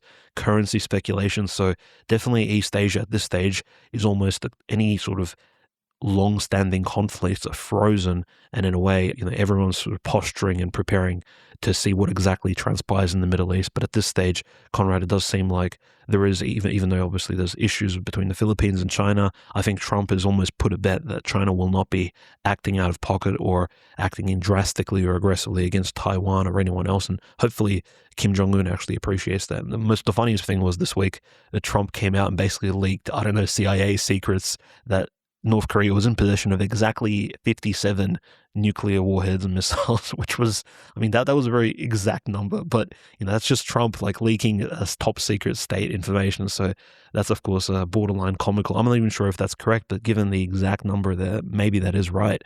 Notice how similar that number is to the nuclear missiles being held on Turkish territory. So just to appreciate what arsenal Turkey does have on its Anatolian soil. But yes, the Orient and East Asia is a constant place that we need to focus on because it has direct implication on who exactly is funding and collaborating with all of these Middle Eastern regimes and sort of funding them in order to perpetrate and push these wars going forward. The Orient is always, the Chinese are waiting and watching, but fundamentally they are the ones that need the energy the most. So they're going to, I think we're going to see in the East a lot of the beginnings of the crises that will come home to roost here in America here in the next few weeks. So keep it all in prayer, of course. But we have some good news, of course. The persecutions in Ukraine continue. We'll have few stories about that. But in the Russian Orthodox world, a lot of very white-pilling stories this week. Of course, the right hand of St. Spyridon Tremithus, one of the Orthodox Church's most venerated wonder workers. St. Spyridon, the wonder worker, Council of Nicaea showed a miracle, with the extolling, the Trinity and, the two natures of Christ and whatnot. It is really an incredible saint. Of course, any Orthodox person is familiar with St. Spyridon, and his right hand arrived at Christ the Savior Cathedral in Moscow on Tuesday this past week as part of a month-long pilgrimage across Russia. This is from Ortho Christian here. It says, His Holiness Patriarch Kirill of Moscow and all Russia greeted the relic at the cathedral's western doors before the Palaios in the all-night vigil for the Feast of the Transfiguration of the Lord. His Eminence Metropolitan of Corfu, who led the Greek delegation bringing the relic, handed the reliquary to the Patriarch, who kissed the relic before it was carried into the center of the church and placed beneath an icon of St. Spyridon, accompanied by the singing of the Saints Troparion. This is from the Russian Patriarchate. Certain outlets from various countries incorrectly reported, in the context of the visit from the Greek delegation, that the Russian church broke communion with the Greek church in 2019 over the latter's recognition of the schismatic OCU, meaning Orthodox Church of Ukraine, the schismatics there. In fact, because this recognition was initiated by the primate Archbishop Hieronymus of Athens without the backing of the Greek Holy Synod, the Russian church did not break communion with the whole of the Greek church, but only with those hierarchs who explicitly recognized the schismatics.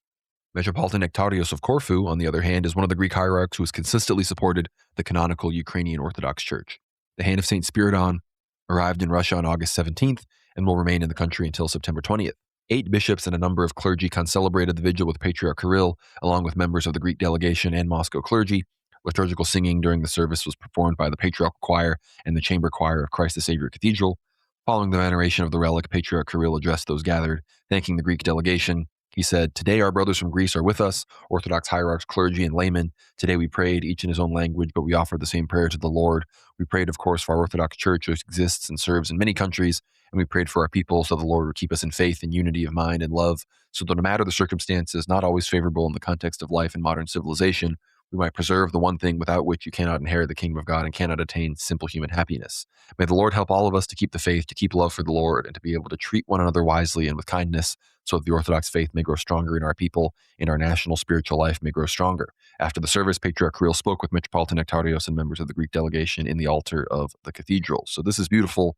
This is the kind of, quote unquote, ecumenism we like to see, pan-Orthodoxy, solid, stalwart bishops of the Greek Church, bringing the important relics they still hold and sharing them with the Orthodox people of Russia, the Orthodox civilization of Russia, and going in one of the largest Orthodox cathedrals in the world, Christ the Savior. For a stalwart Greek hierarch, it must be wonderful to finally go to Russia and be like, ah, yes, knowing that he's not one of the fools in his own synod and in his own church, depriving him and his Orthodox brothers of the ability to concelebrate in some of the most beautiful churches in the world. I've been to Christ the Savior several times, and it's truly incredible. So I'm very happy the Russian people are being blessed by St. Spyridon, and I'm very happy to see this brotherliness between Patriarch Kirill and Metropolitan Nectarios of Corfu. I mean, he's Nectarios of Corfu. You can't get any more Greek than that. So very good to see. But before I get your thoughts on this, Dmitry, another very white-pilling story about relics. This was just from this very past few days. Also from Ortho Christian, it says incorrupt relics of St. Dmitry Donskoy discovered in Kremlin Cathedral. Restoration workers in Moscow's Kremlin uncovered last month the incorrupt relics of St. Dmitry Donskoy, the medieval Russian prince famed for his victory over the Golden Horde at the Battle of Kulikovo. The discovery happened during emergency restoration work in the Archangel Cathedral of the Moscow Kremlin, where sinking floor slabs had put ancient tombs at risk of collapse. Workers dismantled brick tomb structures along the cathedral's south wall in July 2026 and found 3 intact white stone sarcophagi belonging to St. Dmitry Donskoy, his father, Grand Prince Ivan Ivanovich the Fair, and Prince Dmitry Ivanovich Zilka of Uglitch, reports the Patriarchate. The find upended what museum staff had believed about the burial arrangement for over 150 years. 19th century records suggested St. Dmitry's sarcophagus had been placed beneath his father's to make room for heating pipes. Restorers now say that's not what happened. During work in the 1860s, both sarcophagi were actually raised to floor level above their original burial pits, with workers partially dismantling the cathedral's south wall to fit Ivan the Fair's sarcophagus into a niche. Both saints stayed in their original spots the whole time. The lid of St. Dmitry's sarcophagus had 2 cracks running across it, with the center section in danger of caving in and damaging the remains inside. With Patriarch Kirill's blessing, restoration specialists removed and repaired the cracked lid, reinforcing it with metal ties, and found the remains inside still dressed in burial vestments. Archaeologists and anthropologists from the Russian Academy of Sciences Institute of Archaeology examined the remains and found them fully intact, except for the left heel bone, with no signs of post-mortem damage and some preserved soft tissue still in place. They determined the remains belonged to a man 35 to 45 years old at death, standing around 5 feet 11 inches, notably tall for the medieval period. The remains showed a large healed injury on the right side of the forehead sustained years before death, along with signs of heavy physical strain on the arm and chest muscles and early-stage arthritis in the knee. Researchers found no wounds that would have caused death, consistent with historical accounts that St. Dmitry died of natural causes at age 39. Based on the historical record, the archaeological context, and the anthropological findings, church authorities confirmed the remains as authentic. Patriarch Kirill blessed, placing several fragments of the relics taken from loose material inside the sarcophagus into reliquaries for the faithful to venerate. Those reliquaries are expected to be distributed to Christ the Savior Cathedral and other churches around Moscow. On August 18th, Patriarch Kirill served a Moleben at the newly uncovered relics. In an address to those gathered, he called St. Dmitry a great saint of our land and a great ruler, and asked the faithful to pray that the prince intercede for our land, for our fatherland. The Patriarch also prayed for unity among the Russian people, saying such unity is what carried the country through its hardest historical trials. Following the Moleben, Patriarch Kirill approached the open sarcophagus along the cathedral's south wall and venerated the relics. Once the restoration work concludes, the sarcophagus will be closed and the crypt returned to its original condition. So, 2 incredible relics now, blessing the Russian people. This almost makes me want to go to Moscow right now and venerate St. Dmitry and St. Spyridon. I mean, very, very incredible to see. I'm assuming this will only have, positive effects on Russia's civilizational struggle. But before we talk about some other church news, Dmitry, what are your thoughts on these 2 incredible stories? Very white-pilling. No, incredibly white-pilling. And look, it's really brave of the Greek hierarch from Corfu to actually travel to Russia during all of these basically terror attacks by the Ukrainians. And I mean, I doubt that the Russians will be deterred, the regular Orthodox Christian civilians, from venerating these relics and lining up probably for hours in all these, I believe it's 13 towns and cities that these relics will be visiting over the course of their stay from August until September of this year. So absolutely amazing. St. Spyridon is very venerated within Russia. And this is, of course, a great connection, as you said, Conrad, between the Greek Orthodox people and the Russian people, a reunification of sorts, absolutely, something that's needed, and specifically around the relics and the veneration of saints, it sort of solidifies that. And again, the other white pilling news, obviously, the relics of Saint Dmitry of Donskoy being, again, recovered, obviously the sarcophagus being somewhat damaged, probably since, Bolshevik years. Obviously, the Bolsheviks had no want or even need to find his relics. Or, I mean, he wasn't canonized back then, so Saint Dmitry being canonized only in recent years sort of left him in a way undisturbed under the floor of the Archangel Michael Cathedral. And it is really amazing that this recently canonized saint, of course, who defeated the Mongols at the Kulikovo battle on the 8th of September 1380 AD, was just, his relics now available for veneration. Obviously, his wife was one of the most venerated ladies of the Orthodox Christian Church of Russia, Saint Evdokia, and so the entire family is obviously very, very well venerated. And his father, Ivan the Fair, as well, being identified is really important as well to just the history of the Russian people in general, because the reason Dmitry Donskoy and the Rurikid line was even cut so short with Ivan Grozny, 2 centuries later, is because Ivan the Fair was the only survivor of the Black Plague in Moscow from that original Saint Alexander Nevsky, Saint Daniel of Moscow line of the Rurikid princes who ruled over the capital city of the Rus. So it's very important that Ivan II, Ivan the Bold, his relics were also uncovered. And the Dmitry Zhilka as well, a sort of a minor grand prince, but his particular role in Russia was very interesting. He obviously served against the Mongols, against the Lithuanians. He was a real knight. His entire career he spent serving the Grand Duke of Moscow from his lands in Uglich, where he, put together an armed force and basically assisted in the reunification of Russia during the early 1500s. And when he died, his will left all of his lands that he controlled as a sort of, shall we say, his fiefdom. He left all of his lands to his relative Basil III, the father of Ivan Grozny, and basically assisted in the unification of the Russian lands against their enemies. And he died very young as well, in his late 30s. So it's very interesting. Of course, he left huge donations to Orthodox Christian monasteries. So all three of these great princes, and one of them, Saint Dmitry Donskoy, being canonized, is just a huge find. Again, the availability of the Archangel Michael Cathedral being accessible to all pilgrims and tourists is a great boon. And I think President Putin attending, this particular cathedral, showing his veneration for these great Russian leaders of the past. I saw people alleging that, this is all a photo op and this is all done for political reasons because Dmitry Donskoy was a military figure.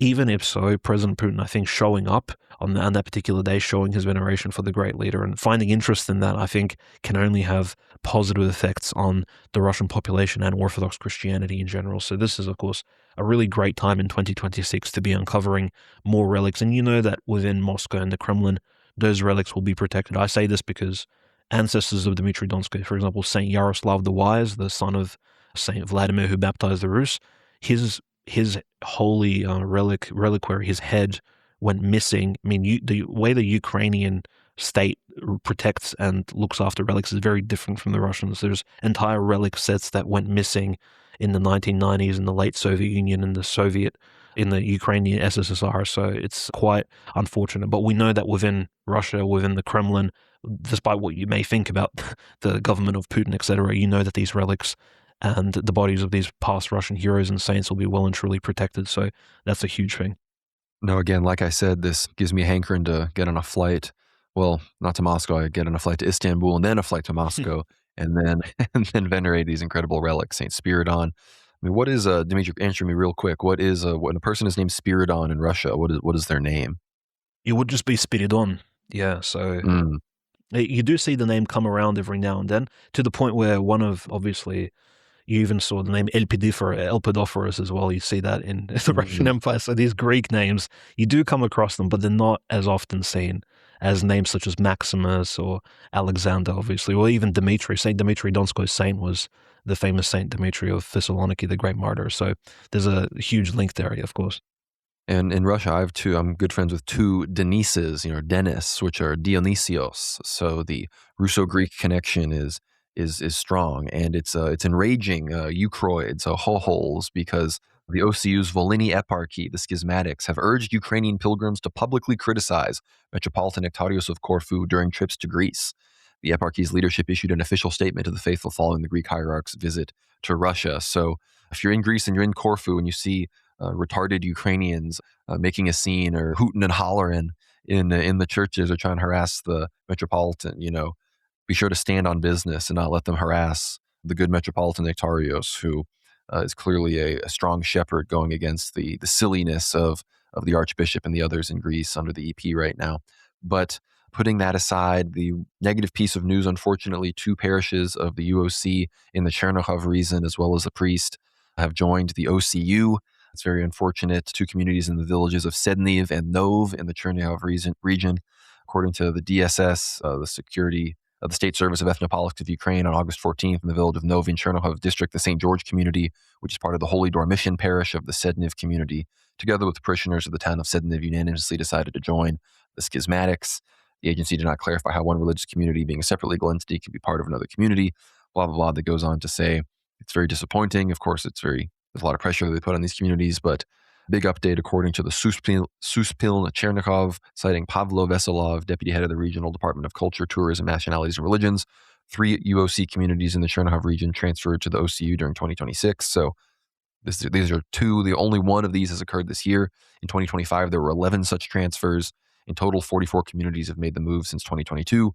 The Chernihiv region currently has 209 OCU communities, schismatics, and 526 canonical Ukrainian Orthodox Church communities. So that's sort of an update on the status of the Ukrainian persecution. We do have one other white pill, which is that Alexander Belia, the defrocked bishop that was defrocked from Rokor and then joined up with the ecumenical patriarch, federal appeals court has dealt a final blow to his 6-year legal battle against Rokor, affirming a lower court's dismissal of a defamation suit on First Amendment grounds. The U.S. Court of Appeals for the Second Circuit ruled that the church autonomy doctrine bars Belia's claims, finding that a church's selection and supervision of its clergy are inherently religious acts protected by the Constitution.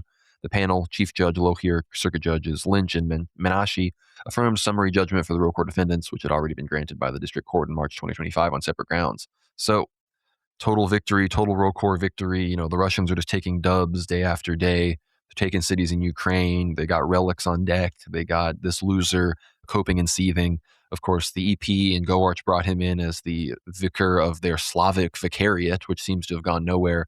Belia brought his parish and monastery into communion with the EP in a very schismatic act. So, again, that went down, and he's been slapped down by the U.S. courts. So that is good to see.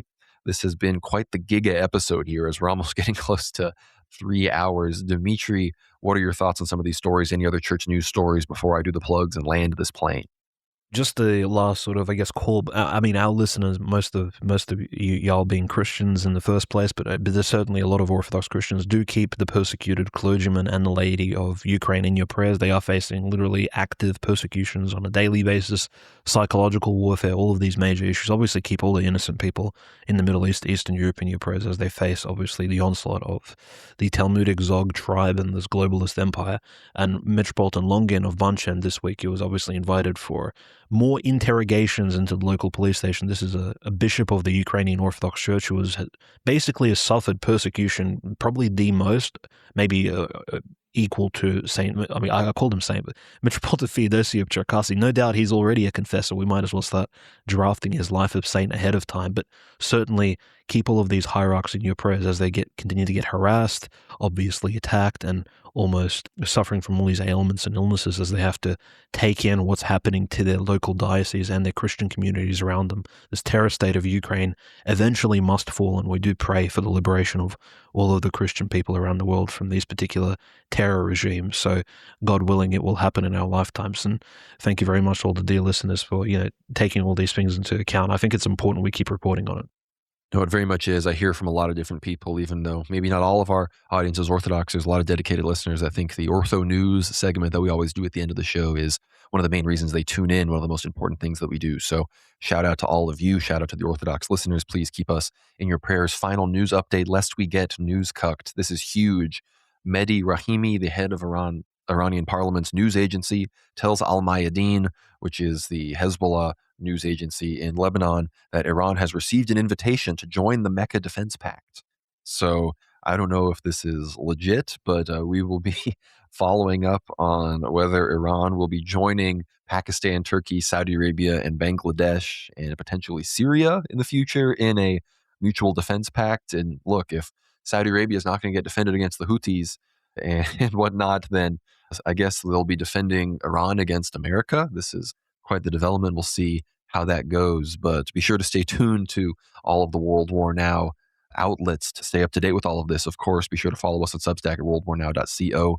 Become a subscriber, free or paid. If you're not a free subscriber yet, be sure to become one. And if you love the show, be sure to become a paid subscriber. Get behind the paywall over there at worldwarnow.co. Of course, it not just supports us here, keeps these weekly World War III updates free to the public, but you also get access to the full Ether Hour archive, every single in one of our interviews, including this week's incredible conversation all about what comes next in the conflict in Iran with a potential massive Iranian strike on U.S. carriers with Cameron McGregor. No, none other. So be sure to check that out. It's linked down below. I want to encourage everybody as well. A Q&A thread is now active for all paid subscribers. If you are a paid subscriber, be sure to check it out. It will be linked down below. It will also be, of course, in your chat notifications on the Substack app. If you have that, it is an open thread for all paid subscribers to ask us any and all questions to be answered in a future Ether Hour episode here in the next few weeks. So ask us whatever you want to be answered in long form, in depth. We can even do some research, to answer said question that you would like us to answer. So check that out, the Q&A thread linked below. Just another privilege of the Ether-pilled Ether Hour subscribers. Of course, you get access to the full Ether Hour backlog, interviews with former Defense Minister of Lebanon, Yaqub Saraf, former member of the European Parliament, Nick Griffin, Mike Painovich, Father Peter Heers, Father John Whiteford, Jim Jatris. So many incredible episodes. Our 3-part series all about the truth about Rasputin. Our 2-part series with Gregory Heers about St. John Vitatsis. I could go on, but you get behind the paywall, you get access to all of that for a very, very reasonable price. And you, of course, get access to the Q&A threads as well as the premium chat channels on our Discord server where you can chop it up with Dmitry and I. So be sure to do that. Support the show at worldwarnow.co. Also, be sure to check out our sponsor, Antelope Hill Publishing. Go to antelopehillpublishing.com. Check out some of their latest dissident releases. Of course, check out Culture of Critique, published exclusively in its 3rd edition from Antelope Hill. Check out The Burning Souls by Leon Degrelle, a book that I finished recently. Beautiful, beautiful book, poetic memoir. Check all of that out and get 10% off all of your orders and purchases there with code WWN at checkout. That's right, 10% off, code WWN at antelopehillpublishing.com. Be sure to follow us on YouTube at World War Now. If you just search it up, you'll find it. I'm live every Tuesday evening at 7:45 p.m. Central Time. We're also live, of course, on the Substack and YouTube. We're multi-streaming, of course, so check us out all of those places. Be sure to like this episode, leave a comment below, let us know what you think. Find us on Spotify and Apple Podcasts, really anywhere podcasts are found. Give us 5 stars, leave a comment there as well. It really helps to grow us across all of these platforms. If you're already a paid subscriber or you just want to make a one-time donation to support us here, keep the lights on here at the proverbial World War Now bunker, be sure to visit buymeacoffee.com/World War Now. Really, really helps us out. One of the best ways to just donate directly, especially if you're already a supporter and just want to, splash some cash. If you're one of the rich World War Now patriots, we know there are several of you, but you want to share the love, be sure to check out the Buy Me a Coffee. Again, check out antelopehillpublishing.com. This episode's sponsor. Follow us on X at World War Now _. Follow me on X at GnomeRad. Follow us on Telegram at World War Now Telly. And with all of that, I think that's everything. Keep us in your prayers. Stay vigilant. Big updates as World War III continues to rage on. Let us know in the comments what you think, like the episode, and we will see you on the next one. God bless.